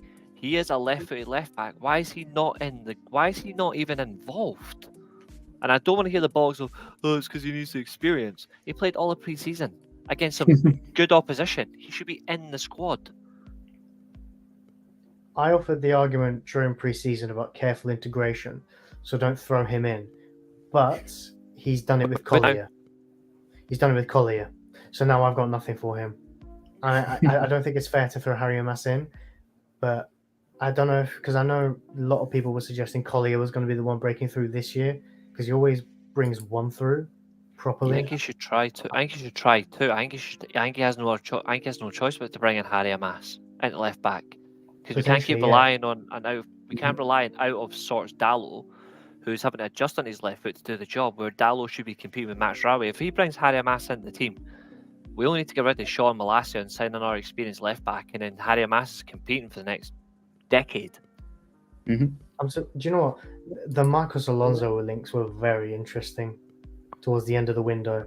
Like, you had the links to Chilwell and Alonso. Alex Telles is a free agent now, by the way. They never got rid of him. Hear me out, lads. Free Sign him transfer back. for a year. I would bring Tellez back, and I'd sign Rabiot on a free. Hmm. I'd get them both I on a don't free. I don't think the Rabiot deal happens I because hope it because we does. haven't got rid of. I don't think we haven't got rid of Ericsson. I don't think I we know. see that happening. Well, to be fair, we let Sancho go, so all the wages that Sancho's on should just go to Rabiot. True. A couple of years I'll do. True. And I agree on this. Letting go the likes of Alvaro Fernandez was a big mistake. Fatal Firestar. Don't even get me started. Because I went fucking nuts on the same day we got rid of Fernandez, we got rid of Mark Jurado. And that pissed me off. Mhm. But that highlights the problem. Like, the recruitment is awful. It's ridiculous. And ain't going I anywhere. think it's improved this summer, and I think it will improve as the summers go by. But I just think they're having to be careful with how much money they can spend. Annoyingly, it seems that because of financial fair play, it's not like when City got rid of Kolarov, Zabaleta, Clichy, and Sanya for a combined fee of 1.5 million. They went out and bought Kyle Walker, Benjamin Mendy, both for 50 million quid apiece, Danilo, and then moved off. I don't think we're in that position, annoyingly. And I think as well, I wanted to mention Ten Hag, I think, wanted to keep Wan-Bissaka and McTominay, but the board were like, no, we're going to get Mazraoui and Ugarte. Yeah, but that's the thing. The board can see they're just not good enough. It was Like, right you to need move. replace these proven quality And players. also, It they're was right to sellable move assets. them on. Yeah. It was right to move those two on. I actually find it funny that fans are now clamouring saying, oh, we should have kept them. No, we shouldn't. We shouldn't have kept McTominay. He doesn't offer you anything. Yeah, Not in the positions we need anyway. people are saying, He's oh, very unorthodox, and what we needed the money for, and he doesn't fill that need. So And we also, had to we've sell signed him a to far bring in better- Ugarte. we've signed a better midfielder. If we want a goal-scoring midfielder, we can sign on our goal-scoring midfielder. It's not hard. Like, We McTominay literally is have Bruno Fernandes. easily- do we not? He could be that. Yeah. McTominay is easily dispensable. Like, he'll be replaced quickly. He'll be forgotten about quickly. He's going to Napoli, and he's going to get outplayed by Billy Gilmore anyway. So it makes no difference to me at all. If we do end up signing Rabiot, then that's great, because that means there's no need for Casemiro and Ericsson anymore. If we sign him, I'm not saying we will, but if we sign him, then I hope we do, because at least that means a system change as well. I think that's another thing that Ten Hag needs to start is a system change. Managers under pressure. We brought one of them. Gonna bring up another two before we come into Josh's time on Chelsea and then Nathan's destruction on Cardiff, and then we're going to do transfer deadline day roundup, and then we're going to do the big one. There's another big topic we're about to discuss tonight, because poor Victor Osimhen. There's a clue. I wanted to bring up two managers in question, because obviously we all watched the Old Firm at the weekend.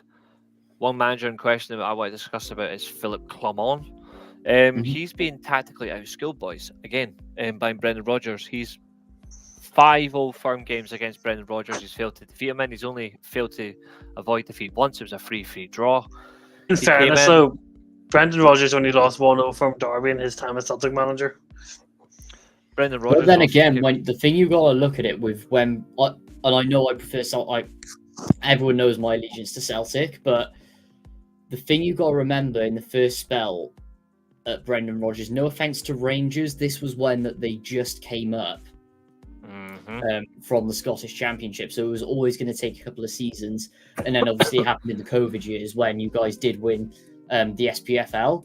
Those early years where Brendan was, the years that Brendan was in charge was when Rangers were just finding their feet again in the Scottish Premiership. So really, it wasn't that difficult for him. Josh, at least on my side. That's all he's admitting in the chat, in the private chat. He's on my side. I think the worst thing, like for Rangers now as well, is like they refused to back. Even though I didn't think Gerrard was a good manager, he won the league in convincing fashion. Then the board refused to back him. They refused to back him to go further. Exactly, and not only that as well. Look who he had in his corner as well. Funnily enough. Talk about managerial frauds. Yeah.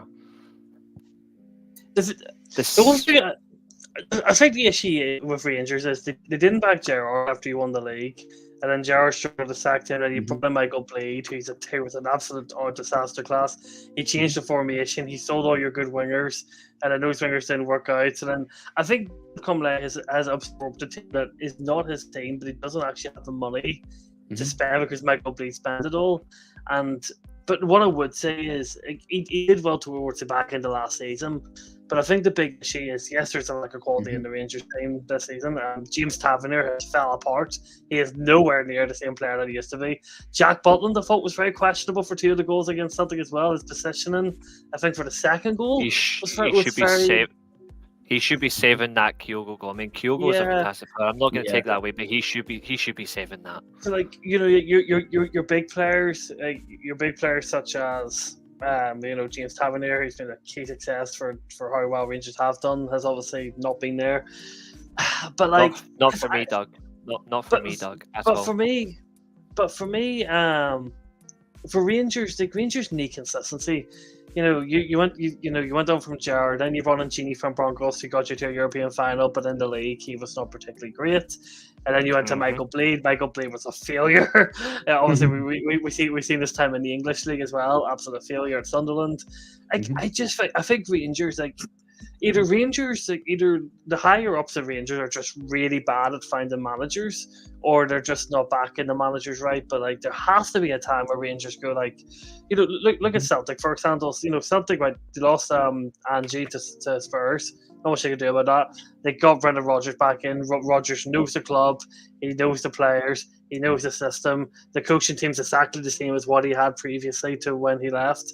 Obviously, with I can't remember who the assistant manager is at Celtic, but obviously he's managed the team as a caretaker manager. I think. Yeah, that's the one. I think that's the one. Yes, he's managed the club as a caretaker manager, so like he had the surroundings around him.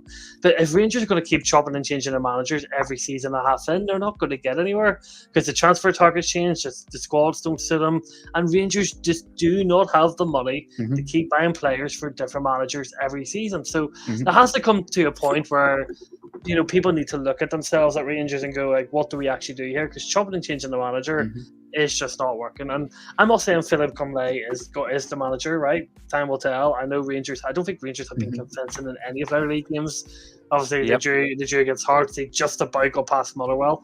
And I do also think them playing at Hampton Park isn't particularly helping the Rangers players or the atmosphere, because obviously it's not really...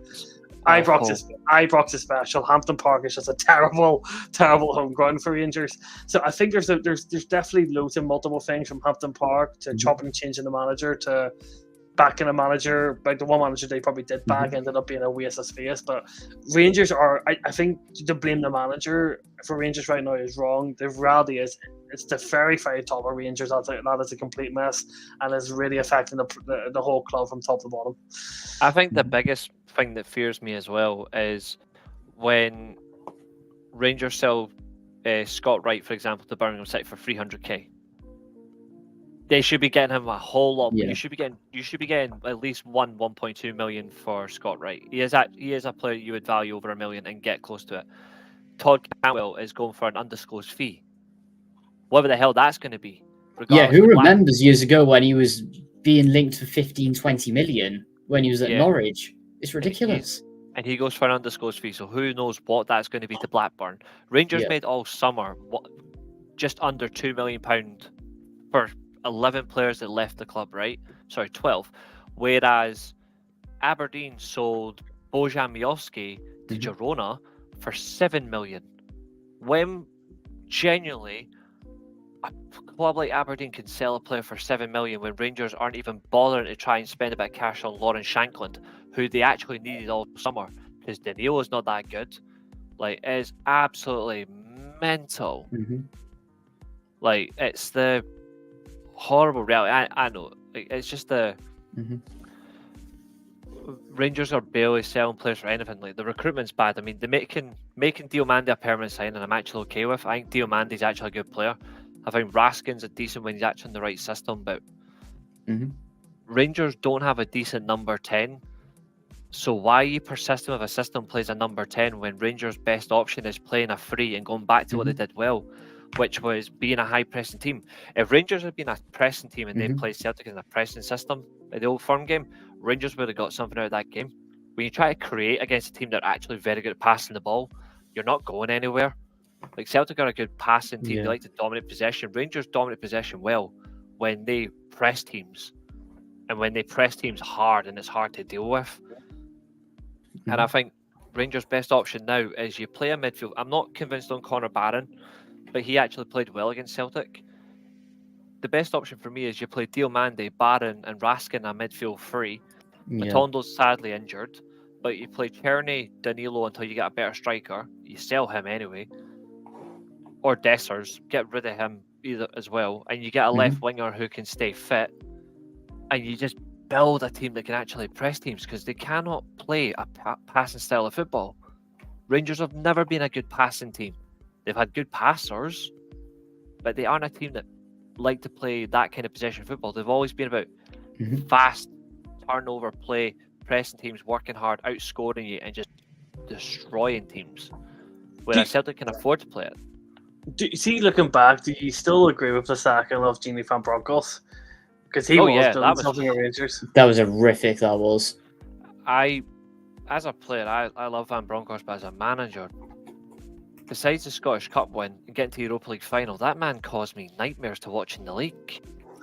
Horrible nightmares. I said it when he was not as bad, not as bad as Michael Blay though.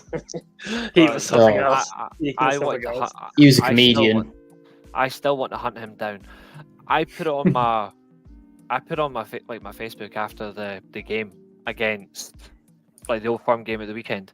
My exact tweet was either Derek McInnes or Gattuso will replace Clement. If Rangers are smart, they get either one of them, because they actually know the club and they know the league, because they used to play for Rangers. Derek McInnes' style is proven in the Scottish League as well. Yeah, I also think Gattuso's style would prove in the league as well, because it's the exact same style I'm clamming for.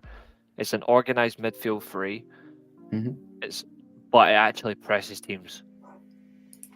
I think it's time the Rangers just bite the bullet and go for somebody who knows the club and actually understands the club and won't take the piss out of the club.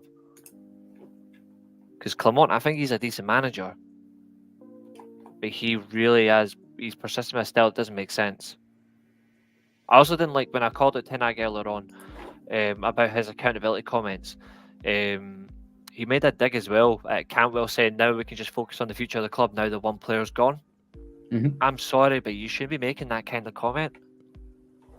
Like, that just makes it sound like you really don't want to give this guy another option. Now, Cantwell's performances were poor for months, but you shouldn't be making that comment about a player who's just left. What do you guys think on Rangers, by the way, in contrast to Celtic? Julio, I wanted to ask you, because you've been a little bit quiet, and understandably so, you're just listening, but the contrast is massive. But what do you think of Rangers right now and how they play in contrast to Celtic?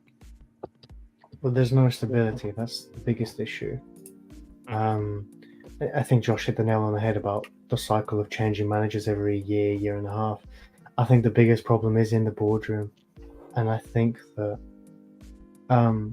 there seems to be a lot of goalpost moving. That's what it seems, because Clement impressed me last season, the way he came in, did his thing, and got them close. Suddenly in the summer, there's been turmoil all summer about maybe we don't have enough money to spend, or we need to sell to buy, or whatever it was that they were coming out with that was really bad at the start of the summer. So I think that I feel bad for the manager in terms of off the pitch. He's being a little bit hindered. I do agree with the Scott Wright comments. I think you get more money. You should get more money. Cantwell the same. I really hope the undisclosed fee is above 3-4 million quid, because I don't rate Cantwell. But I think to a championship side like Blackburn Rovers he went to, didn't he? Blackburn, yeah. I'm actually going to check now, see if I can find the fee, because they said undisclosed fee. If it's below a couple of million, then Rangers are so bloody stupid. Yeah, I think the board is not. I think the board really isn't helping, and I worry. Oh, Jesus Christ! Transfer market have listed it. The Rangers made €590,000. So you're looking at 550k. If that is the actual fee that Rangers made, impossible, surely. That's what it's listed on Transfer Market. 2 million for Sam Lammer. 2 million for Sam Lammer. 300k for. So actually, 1.7 million for Sam Lammer if you convert it to pounds. 550k for Todd Cantwell, 300k for Scott Wright, and the rest of them were free transfers or end of loans. It's 2.95 million disgraceful. euros. They were 2.5, begging. 2.95. They were begging for a deal to happen, and they really got their pants pulled down. It's actually bonkers. In contrast, they signed a player called Hamza Igamani for 2.36 million euros. Never heard of him. Ryan Proper from FC20, 3.2 million euros. Nedan Bajrami came from Sassuolo. Attacking field. Yeah, 4 million euros. Diomande on a permanent deal, 4.5 million quid. Hefty from Fluminense, 800 is like 700k. Czerny's a 1.5 million loan fee. God, that's expensive. And then Baron, Kelly, Inciala from Milan's under-20s. Neras Yosho Kasanvirjo from Feyenoord as a loan. So one loan and free transfers. Conor Barron, I don't even think he's that good, but he's 21, he could develop. But some of these loans, like, fuck me, like, why would you get rid? One thing that really annoyed me is why they got rid of Ross McCrory just to bring back Liam Kelly. Like, keep Ross McCrory. Sell again. Jack Butland was good last year. Jack Butland was good last year, but the fact is, like, you've still got a bit of money on him where clubs are actually looking at him. I would have sold him, brought back Liam Kelly anyway, and made Ross McCrory the number one. You know what as well, like. When Celtic have lost players they've brought in, they lost Joe Hart to bring in Kasper Schmeichel. They just seem really quality. They just seem to bring. They just seem to be really good at like say they lost that Ange the Spurs to bring in Brendan Rodgers. They lose Joe Hart to bring in Kasper Schmeichel. They just seem to be really good at bringing in consistent, experienced, good quality players or managers. And Rangers just seem to be doing the complete opposite. And I don't know. I don't know if I'm maybe stepping it too far when I say this, and if I am, then but I generally think Hearts. The club has been terribly ran for a long time. We're generally going in a better direction than what Rangers are right now. They actually look like a club with an idea and a bit of consistency behind them than what Rangers do. And they've been terribly ran for ages. They only came back into the Premiership 2-3 seasons ago after Craig Levein got them relegated. Yeah, it seemed like they were out of there for ages as well, didn't it? Yeah, I don't disagree. I think Rangers' biggest problem as well is. Not only is that a style of play, but it's a system issue. It doesn't make any sense for the players at the club. They're all out of position. Yeah. Not being able to sell players, like the fact that you're being mugged off about 3 million altogether, 3 million out of 13 30 players have left the club. Like 13 players leave the club, 3 million's all you bring in, and Aberdeen make more than double that on one sell. Like that, I know Miovski was fantastic last year. He scored 25 goals in the league, but it says a lot that he can be sold for 7 million, and no club is trying to sign Lauren Shankland, who should have been signed by Rangers in the summer. Yeah, like it is really, really poor. Nathan, I know you've got your bias, but what do you think on the major difference between the two, and where do you think Rangers can improve? Where do you think they definitely will not improve? I think a lot of it's been covered, but the one thing you got to remember with Celtic, everyone knows my opinions on Brendan Rodgers, but I think he's a fraud. I think he's certainly turned himself around. That's just Cardiff biased. He has turned himself around, and I think aside from obviously when he was at Swansea and parts of when he was at Liverpool, this is his best job that he's done, especially with all the trophies and everything. But I think he's paid attention as well. I think he's paid attention to the players this time than he did last time. I think he's really got a good system in place, and the players are really playing for him. At the end of the day, he's playing to their strengths, but I think the main draw that you have with Celtic is consistently, since Rangers dropped down the leagues, is that Celtic's recruitment has been absolutely spot on. Wheeling and dealing, finding these cheap gems that they can sell on for a lot of profit. And in particular as well, when Postecoglou came in, bringing in these players from the J League, using his connections, they're establishing that upstairs in the recruitment base, using director of football correctly, and also sort of having a little bit of our model there as well, where you sign sort of aging players with high experience but can still cut it. For example, getting rid of Joe Hart and replacing him with Kasper Schmeichel, that's one experienced head who's getting old for another experienced head who's still at that level and has a good few years in him and can bring that experience to bring these youngsters up. And It's at one ju- point it's they were just linked. genius, really. And at one point as well, Celtic were linked to Andre Lunin as well. So They they were were. ready. They were ready to make an absolute mental signing. They would have sold if he'd had 3 good years up here, for example. They could have sold him for 30-40 million Easily. easy, and they've just done it with Matt O'Reilly. Massive loss for them. Thank God he's gone. But That's the thing that has made Celtic work, and it's not happening at all with Rangers. You're getting these players who constantly disappoint. In fact, I saw this thing on Twitter earlier called the Rangers cycle. So currently, we're at the. Let's start it from the start of the season. First of all, we're not far off with the right players. Next cycle, commence the rebuild under a new manager. Then, we're going to win the league in the summer. Then, as you started this season, you started terribly. Moving along, which is going to happen to Philip Clement, manager sacked. Then, new manager appointed. As you've seen so many times before under Clement, Van Bronckhorst, we can keep going on. New managers are genius. They win like 10, 15 games. Win 10, 15 games in a row. Then, you lose the option to Celtic. Yep. Who's the first player you blame? The striker or the goalkeeper? Nope, James Tavernier, every time. True. Yep, true, the captain, because he underperforms. Yep. In every single old firm. Then the results improve. Your fans think you're back. Then your manager is all of a sudden a genius again, which we saw under Philip Clement. Then you drop even more points to stupid opposition, mainly teams like Ross County, St Mirren. Which did happen last season. Which did happen as well. Costly. Absolutely did. Causing you to fall back in the league. The gap opens up. Blame James Tavernier again. Easiest player to blame on the pitch. And Celtic won the league. That's why P said.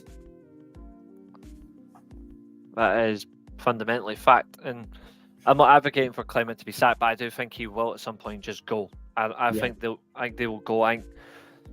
The fact that Rangers are struggling to even find any means to get any decent money for a player is genuinely concerning. And the fact that transfer market lists Tom Cantwell for less than $1 million, that's a disgrace. It is genuinely a fucking fumble. Like, there is no. I actually can't. This is what I come back to Flip Clement's comments when he made the dig at Cantwell, saying, "Well, now we can focus on the future." This guy at one point was a £3, £4, £5 million player a couple of seasons ago. Then before that, he was a £15, £20 million player. Rangers have turned him into a less than $1 million player. Yeah, like that is horrifying. $7 million they spent on Dessers, or it was either Dessers or Danilo. They spent like $7 million on him. That's $7 million I'd be spending on defenders or midfielders. At least they spent on Diomande, who I think will develop into one. I think I really like him. But they let Barisic go for nothing in the summer. They stuck with Yilmaz, who is a decent defender, but he's injured point to fuck. Scary as hell. Injury-prone players ever. Yeah. And Raskin, we already know, even though he plays for the club and he enjoys playing for Rangers, the one thing he always says about is his eyes are on Chelsea. Yeah. Which is pathetic. Like, he's already came out and said, well, my main goal, regardless of playing for Rangers, my main goal is play for Chelsea. I'm sorry, if I'm at Rangers, like, I don't want to see myself going any higher for a long time. Like, I think it's a complete slap in the face. Yeah. I don't know where Rangers go next. I don't know where Rangers recruitment goes next. I don't know where Rangers style goes next. But I think he has to start Tom Lawrence as a number 10. Even though I think Lawrence is better out wide, like, he seems to play Lawrence more through the middle. If you're not going to play a number 10, play a midfield 3 at least. But he's going to end up making himself wrong. And it's a shame because I actually think he's a decent manager. It's just gone horribly wrong, and I think he will walk. But I think if he does walk, either McInnes or Gattuso should be the first 2 names considered. I don't know who else they look at. I don't want them to go after Kjetil Knutsen, the Bodo Glimt manager. Yeah. Not because I don't think he's good enough, but I don't want to see another manager who's overly obsessed on possession football come and turn Rangers into a club that they're not. Rangers are a high pressing team that are built on an organised defence and will really outwork you and will just bully you left, right and centre with aggressive pressing. Should hire Sean Dyche. Yeah. No. That was a very quick no. High energy, organised. But no, I want it to be good football, not boring. So Shame, no, innit? You can't pick and choose, Reese. You shit. I will still pick and choose. I still expect it to be good. There is elements where I still expect Rangers to bully teams, but I also expect it to be good. Like that's just how it is. There's no. Also, there is just genuinely no excuse. yeah, and obviously Rangers do have a very difficult Champions League, or sorry, Europa League, a very difficult Europa League. Yeah. League phase, whatever this first stage of the European competition is called. They have a really difficult. The Europa League group stage, is a They have a horror really show. difficult one. And the question is obviously, Julio and Ethan, you all like this question: who you support in Man United or Rangers when they play each other? Oh my god, who am I supposed to support by that? Man United easily. Well, it is going to have to sadly be Man United for me. Oh, no way I can support Rangers in that. Nope. No, I'm not answering that question. Knew that was coming. We already know the answer. RB Leipzig. I support football. Speaking of RB Leipzig, they have ended Bayer Leverkusen's unbeaten streak in football. Domestic football, it's over.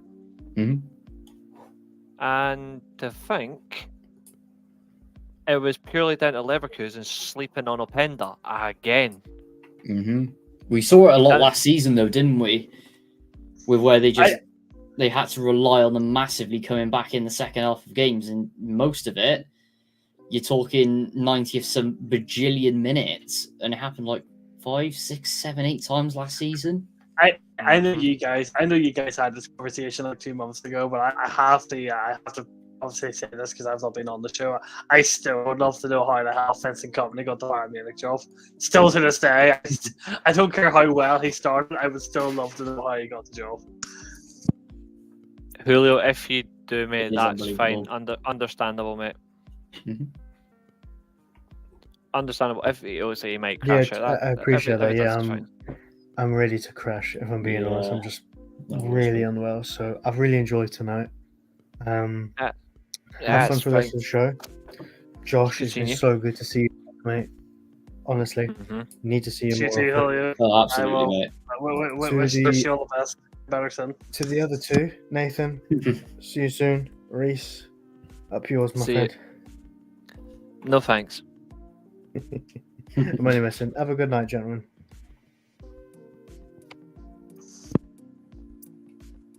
Yep, he is.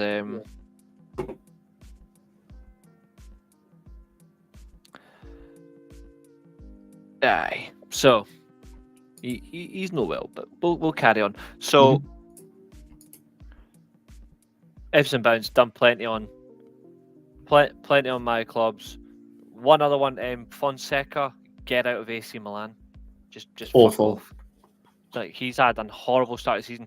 His it's already come out through reputable sources through AC Milan. His AC Milan career is already being judged on the Venezia and Liverpool performances. If Milan don't win either of those games convincingly, then he will be sacked. At the end of the day, that's just ambition, isn't it? Is the thing Milan you got to look at. Not going for Thiago Motta has cost them dearly. And it's cost him the title as well in a team that is more than good enough to win it. Yep. And which is just disgraceful. I think Milan will be. I think they will go. For some reason, even though he shouldn't be, Pioli is still under contract to Milan because obviously, like they just let him go. Yeah. If he comes back in, then it's gone back to square one. He should not be the manager. He is still available. I think Milan will either look at. I think Milan will consider either Allegri again, or they'll look at Koikenchao. I think Milan should. I think it should be either of those two that gets the job. I think it's time that I don't think Fonseca is capable of the job. I was already against him from day one, and I was wanting to give him a chance because he made some interesting comments, but then he completely disgraced me with the fact that he set up the team to blow away a 2-goal lead against Lazio. So yeah, get out. Less said on him, the better in that way because he's an absolute clown. Yeah, Juventus have impressed me. Fair play, Juventus. They're going to walk the league. Thiago Motta is going to have Juventus walk the league with how he's done that team. It's it's genuinely impressive. He's rebuilt that midfield in one summer, and It's their attack. incredible. Yeah, it's fantastic. This, however, is not. This is not fantastic. This is dead on arrival. So, Nathan, your club embarrassed you again. Where do I start? I wasn't even at the game on Saturday. It's even worse for you. I know, but I have so many nuanced opinions on this. I think the main thing you've got to look at is I can't make a fair judgment on Errol Bullitt just because A, it's the same mistakes, and B, on top of that as well, we have had the hardest start out of any team in the Championship. Like, we were expected, just with how difficult our running was, to be in the bottom three, but with where obviously all of you guys put us in the table, we're gonna rise up the table. But it's just because of how hard the start of the season's been. But at the same time, aside from the Carabao Cup, where we put out some absolutely fantastic performances with the youngsters, it's falling back to what's plagued us for the last 8. You could say forever under Tan's regime. Individual mistakes and poor individual performances where you just have 1 or 2 players that just let it down for the rest of the team and just stink the side out. I think the general consensus with it so far has been just the lack of clinacy going forward. So Wilfred Kanga, Reece was right. Get the banner up, mate. You're absolutely right. I've said it loads of times in the group chat. Drunk Lukaku.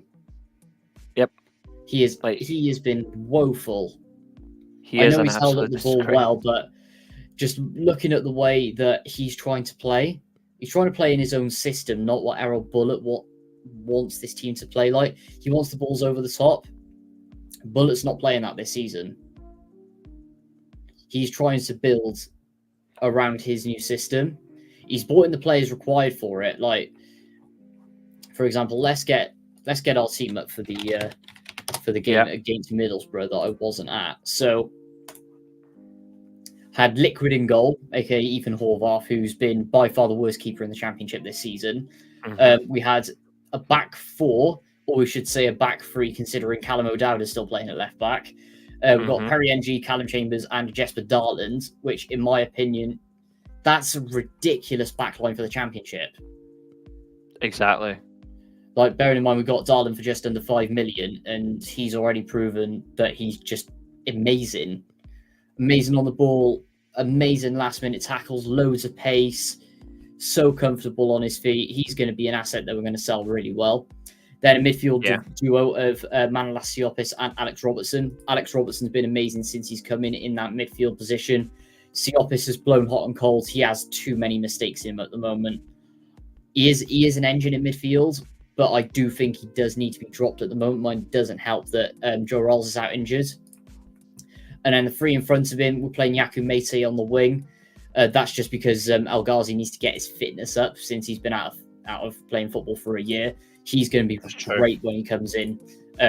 Ramsey in the middle. He was pretty decent at times against Middlesbrough. Did score that own goal for being out of position, but he's been a bit cagey this season. And Chris Willock, who's once again blowing hot and cold. And then Big Willie Kanga up front, who... He's so dreadful. I don't even know where to start. Get rid of him quickly. That's where you start. Oh, I know, mate. You gotta get rid of him fast. He is genuinely going to drag you. He will not get the goals you need at all. Like, you're in trouble with him. You should have went and looked elsewhere. But the thing I actually think we mentioned his name during the where we think the clubs are going to go.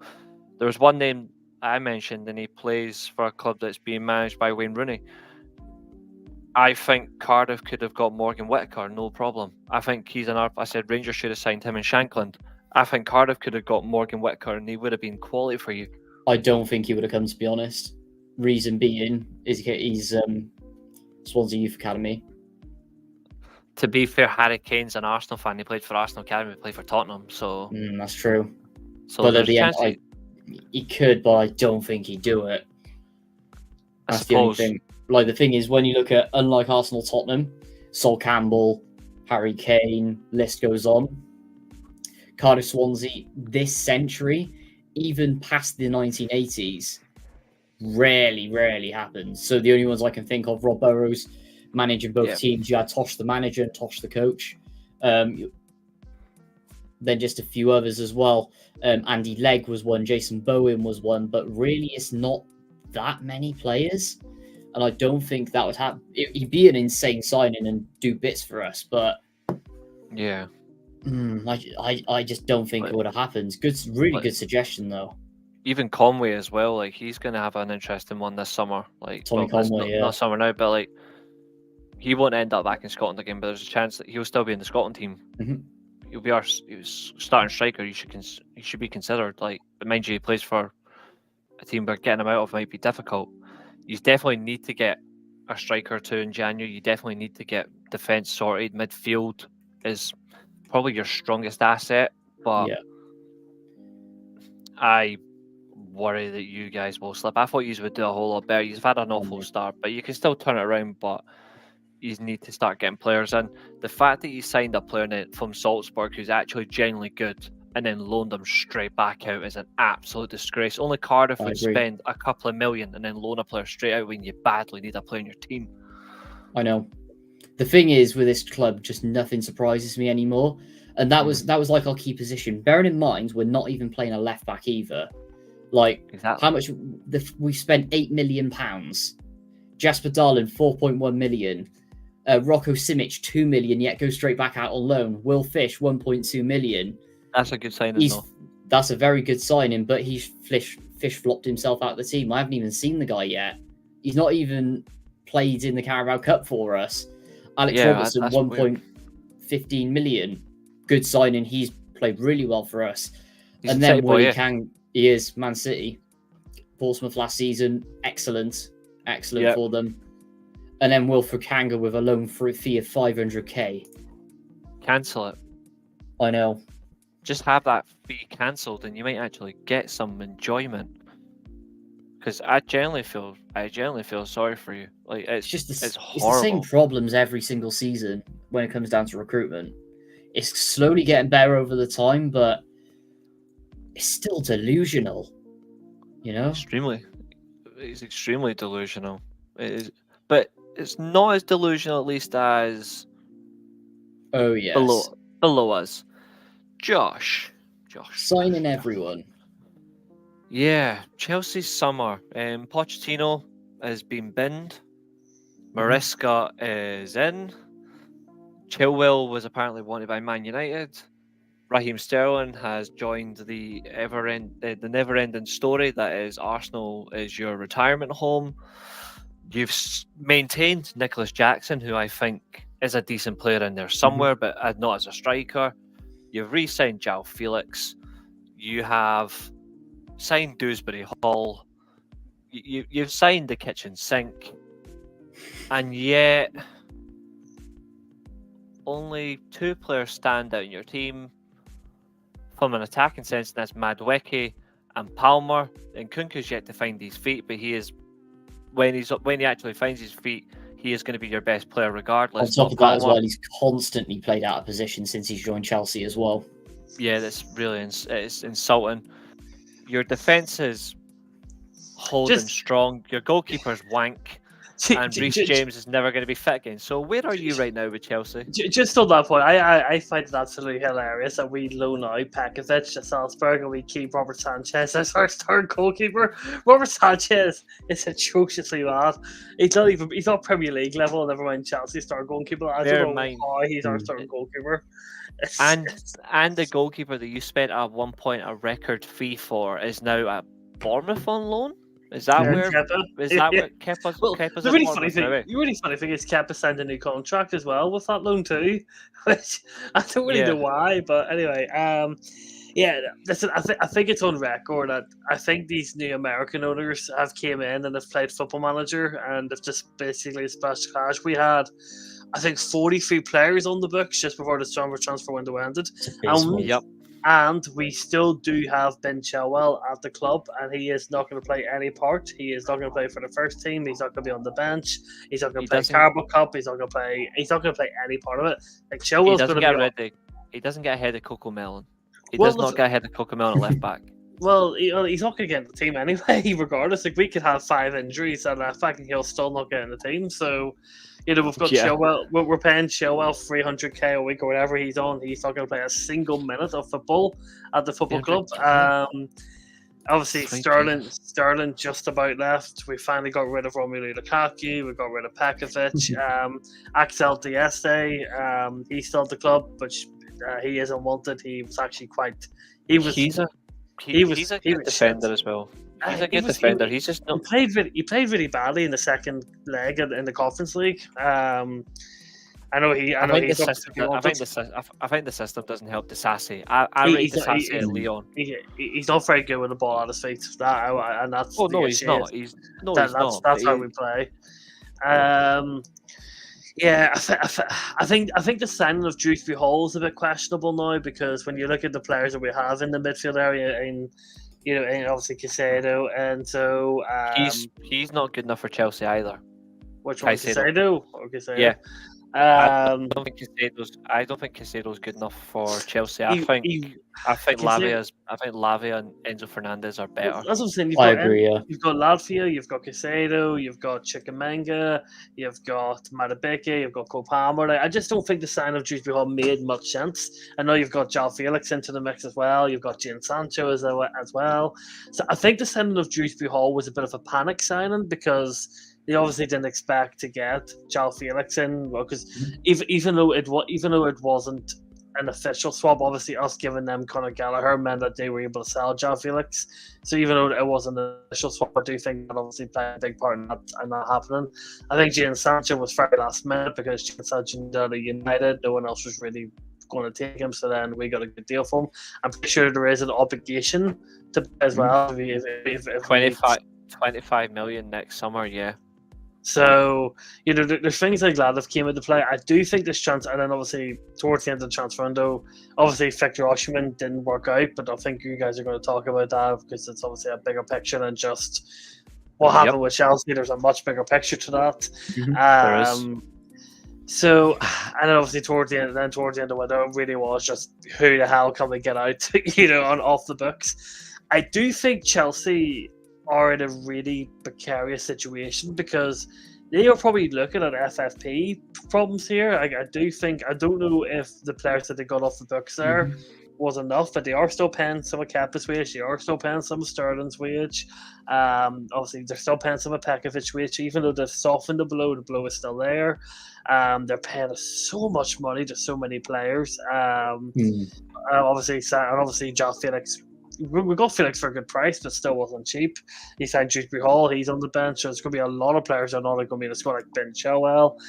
I do think if we are in FFA problems, be it if it's a points deduction, which a points deduction wouldn't be too bad, because the one thing I would say is I actually think it's really good that we're in the Conference League this year. So if we do get hit with a points deduction, the Conference League should be enough to get us into the Europa League. Because let's be honest, when you look at all the teams that are in the Conference League, and especially this is the first year where no teams from the Europa League will drop down into the Conference League, if Chelsea don't win that competition, it is generally embarrassing. Because I think the hardest team in the Conference League, to my memory, is probably Fiorentina. Yeah, It'll probably be our biggest rivals, and we should be beating them, on our day. So, that I think from that point of view, it's good.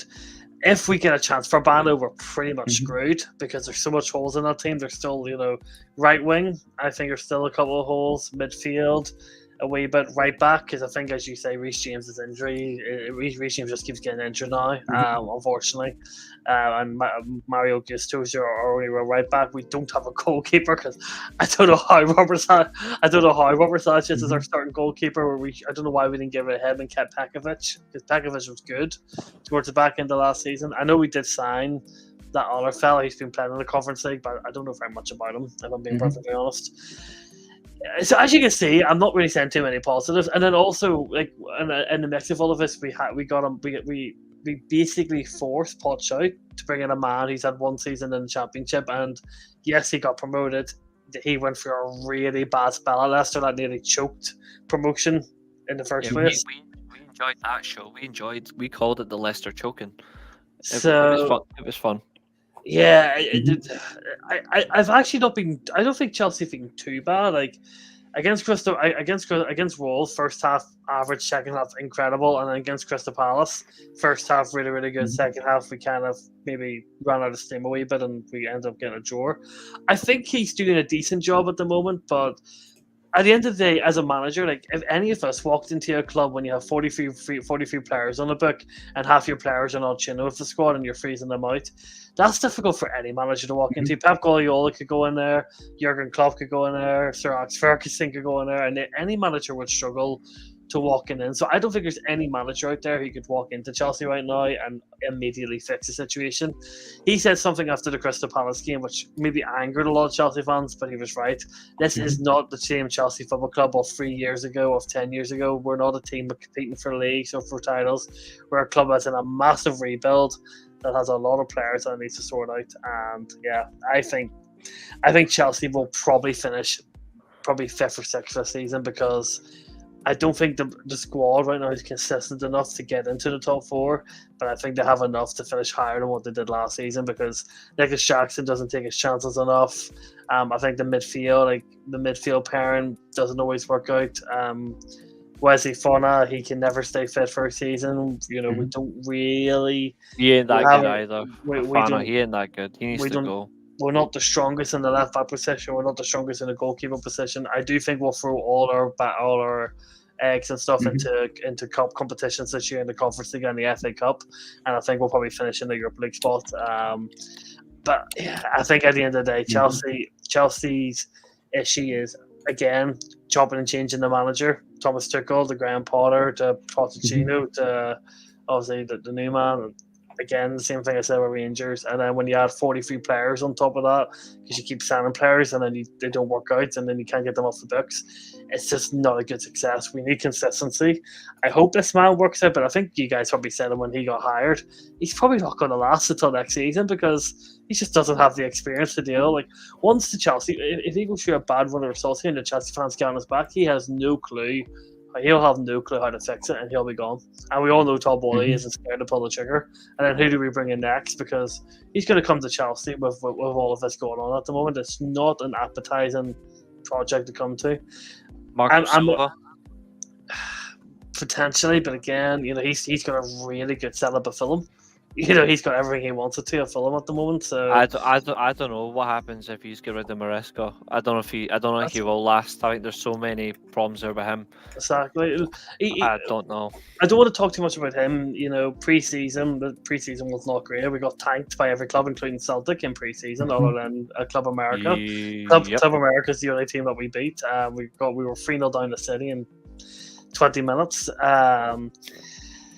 So, I don't want to judge him too much right now. I will, as much as I have my opinions on them on the hire, I will always judge a manager on his results on the pitch. Too early to judge him at the moment. But I think Todd Bowley and everyone else that makes the decisions from the very top, they really need to get their act together, because we were so close to having, Sterling, Chilwell, Pekovic, Conor Gallagher and Lukaku all at Chelsea, not playing any football and paying a ton of money. Like, you just can't do that. No club could do that, and I think they've just thrown too much money around. They've obviously underestimated how the English league actually works and how to build a successful team. So yeah, Chelsea's a mess, but somehow we qualified for Europe last season. I think we will win the Conference League, because it's a Conference League. We really should be winning it, especially under the new format. No teams dropping down, blah blah blah blah. We should be winning that. We should be playing Europa League football next season. No doubt we'll somehow make the FA Cup semi-final final. We always do, no matter who the manager is and no matter how bad we are, we always make our way to there.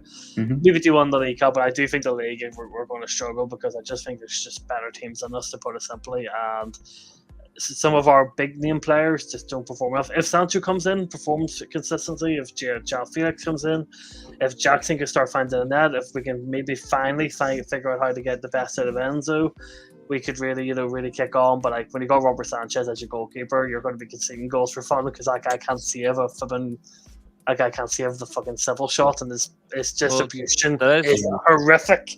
His distribution is one so way. bad. There is one way to play Enzo Fernandez successfully, and it's the same way that the same way that McAllister is used at Liverpool. You play him as that aggressive number 8 midfielder who'll get up the field, he'll pass the ball, and he'll also score goals for you.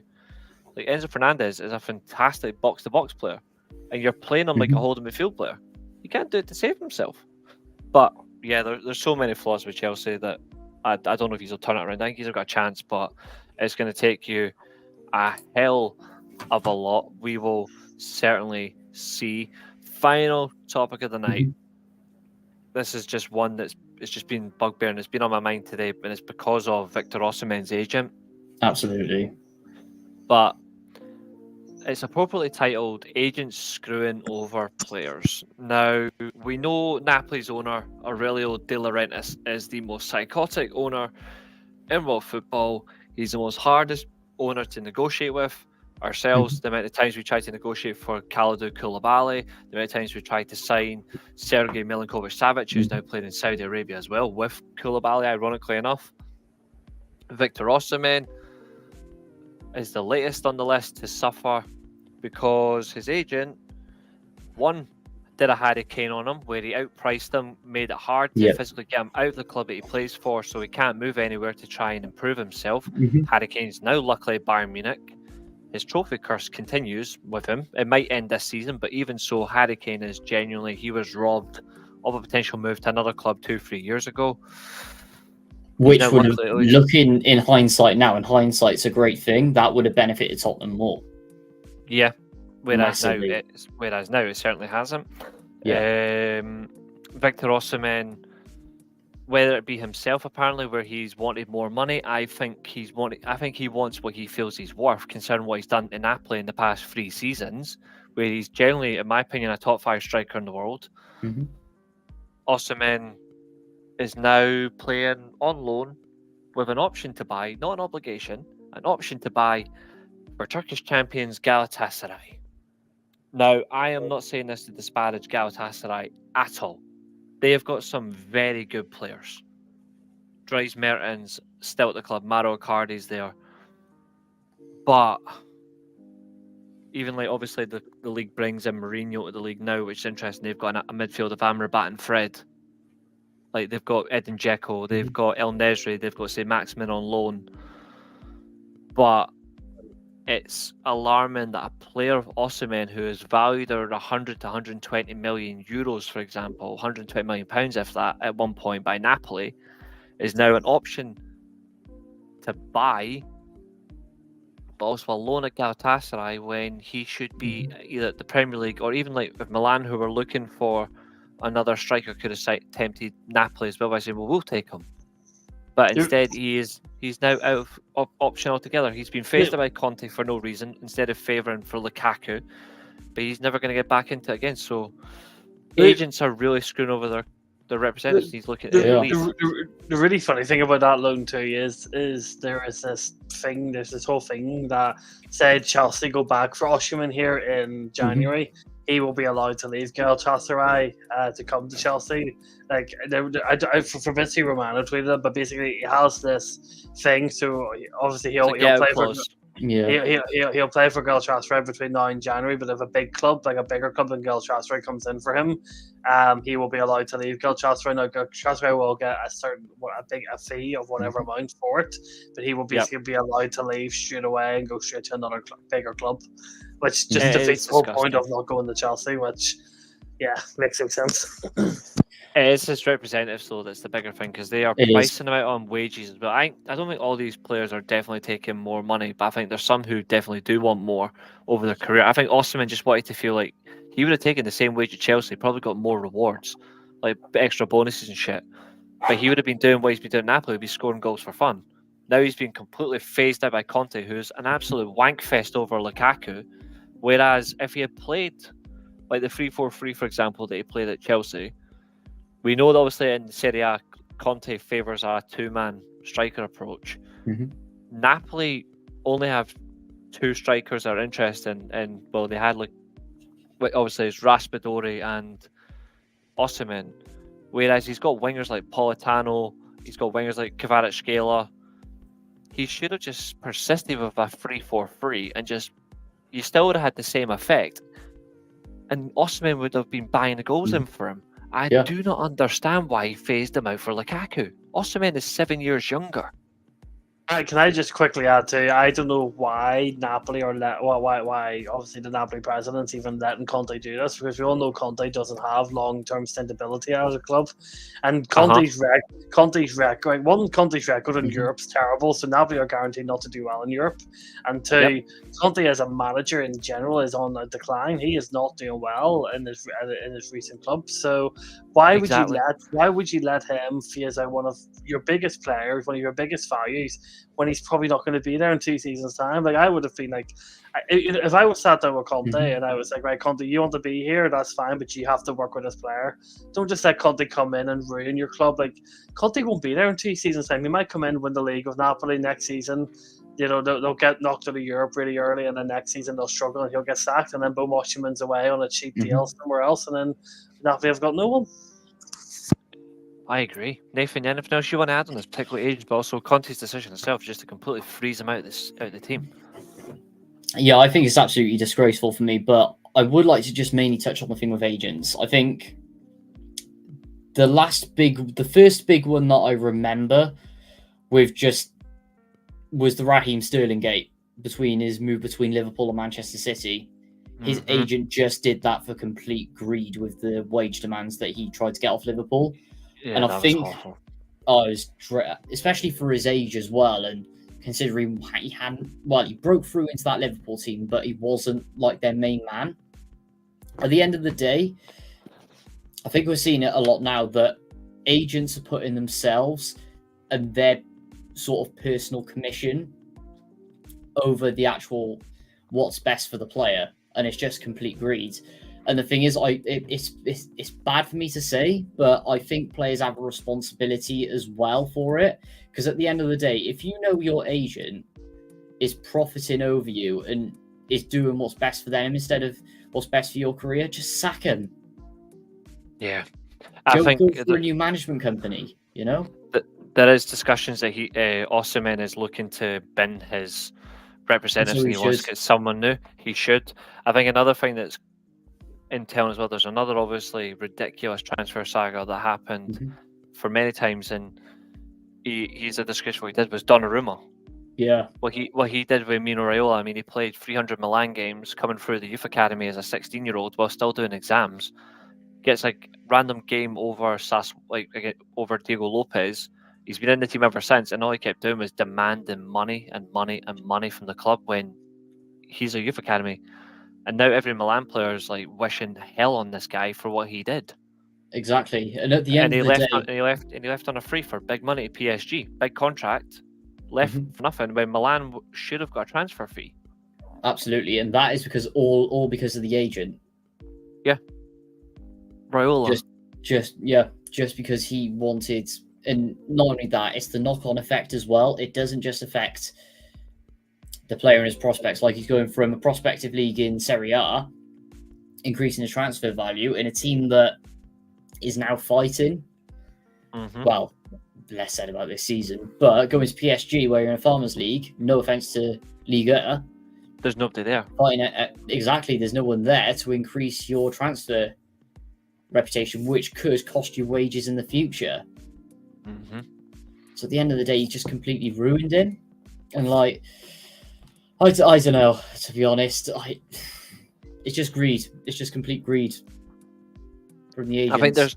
I think there's definitely some players who absolutely will say, I want the most money possible from this deal. And there's some who are like, I just want to go and play for this football club. I just want to go play. And I feel like Osimhen is one of those players. Yeah, we can tell that there's definitely been a breakdown. Obviously, I think he did want a little bit more money.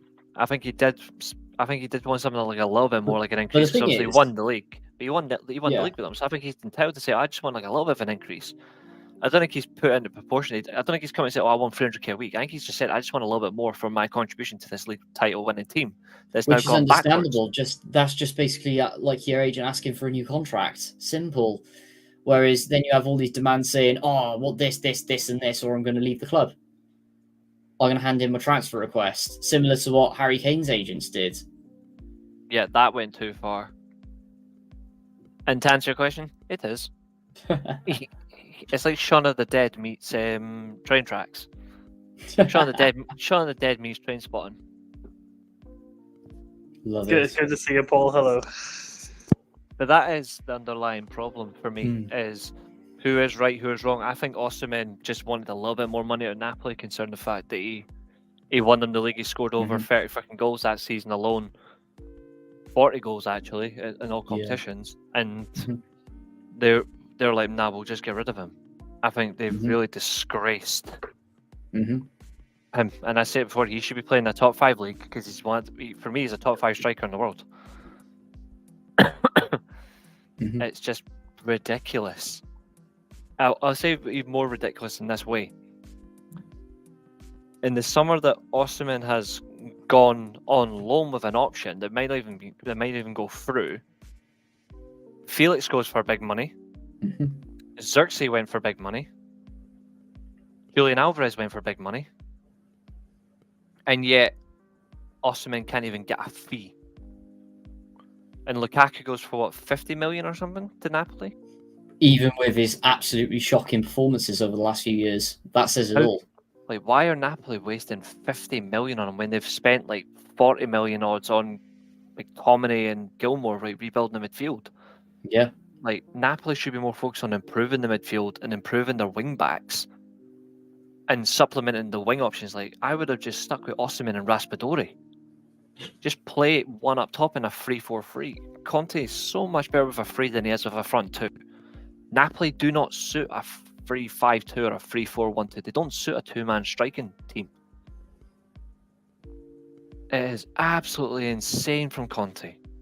And I've got all the respect in the world for him, but he really... this is a point now where he has gone too far. Absolutely. Especially if you're freezing someone like that out. Like, imagine if you'd done that at Chelsea, if he froze out Eden Hazard, for example. He would not have been allowed to get away with it. Napoli Ultras should be on Osimhen's side, not Conte's side. Yeah. I was actually more surprised by that. I think they were more in the fact that, well, he's here to win his league title. I don't think he's will win the league. Not the way that Juventus have started, not the way that Inter Milan are still in there, strong team. I think Milan could come back, but it won't be under Fonseca. I think it'll be either Koikinchao or it'll be under Allegri. But Napoli will not win the league with Conte. I thought they would have if they kept Osimhen, but they binned Osimhen. It's weird. They've got a brilliant partnership in Osimhen and Kvaratskhelia with Politano, and they've just binned it like that. Yeah. Like this, it's insane.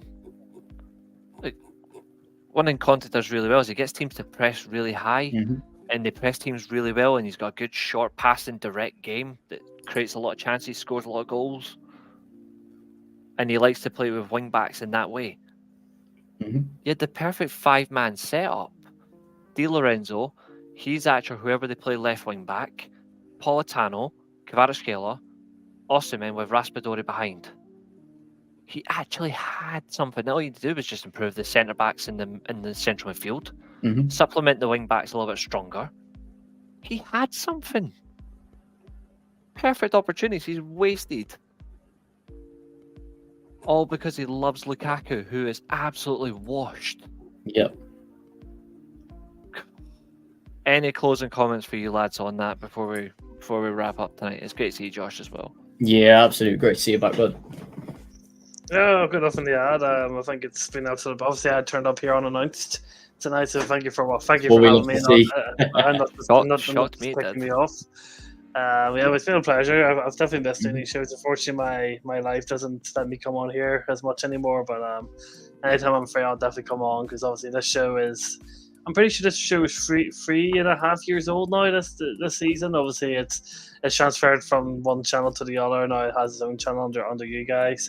But it's good to see that you guys are continuing to do the show weekly, keeping its history going, and I'm sure there's many more beautiful seasons to come, and I'll definitely be a part of it whenever I can be. Oh, chat, that's awesome. You will be. And when's the next time you're free? I don't get my schedule. I don't get my schedule for a couple of weeks, but I'll probably be free in 2 weeks' time, which I think is just after the international break. Excellent.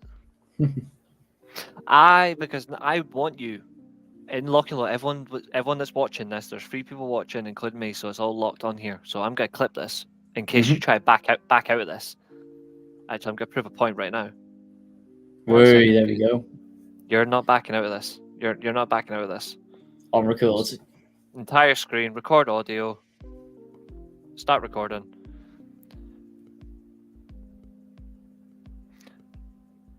Josh, when you get your schedule, I want you to send it to me so we can get you on, because the next time you're available, we're doing a quiz and you're taking part. And you're going to say that? Yep. You will absolutely be on the next football quiz, and you need to be, because you've missed every single one. Like you're never there, and we're trying to have fun with these quizzes, and you're never there. And I'll make it fun. I'll actually go and get some extra guests for you. I'll actually get some special guests. Besides Nathan, besides Julio, I will go and get people where you will actually enjoy the extra show with.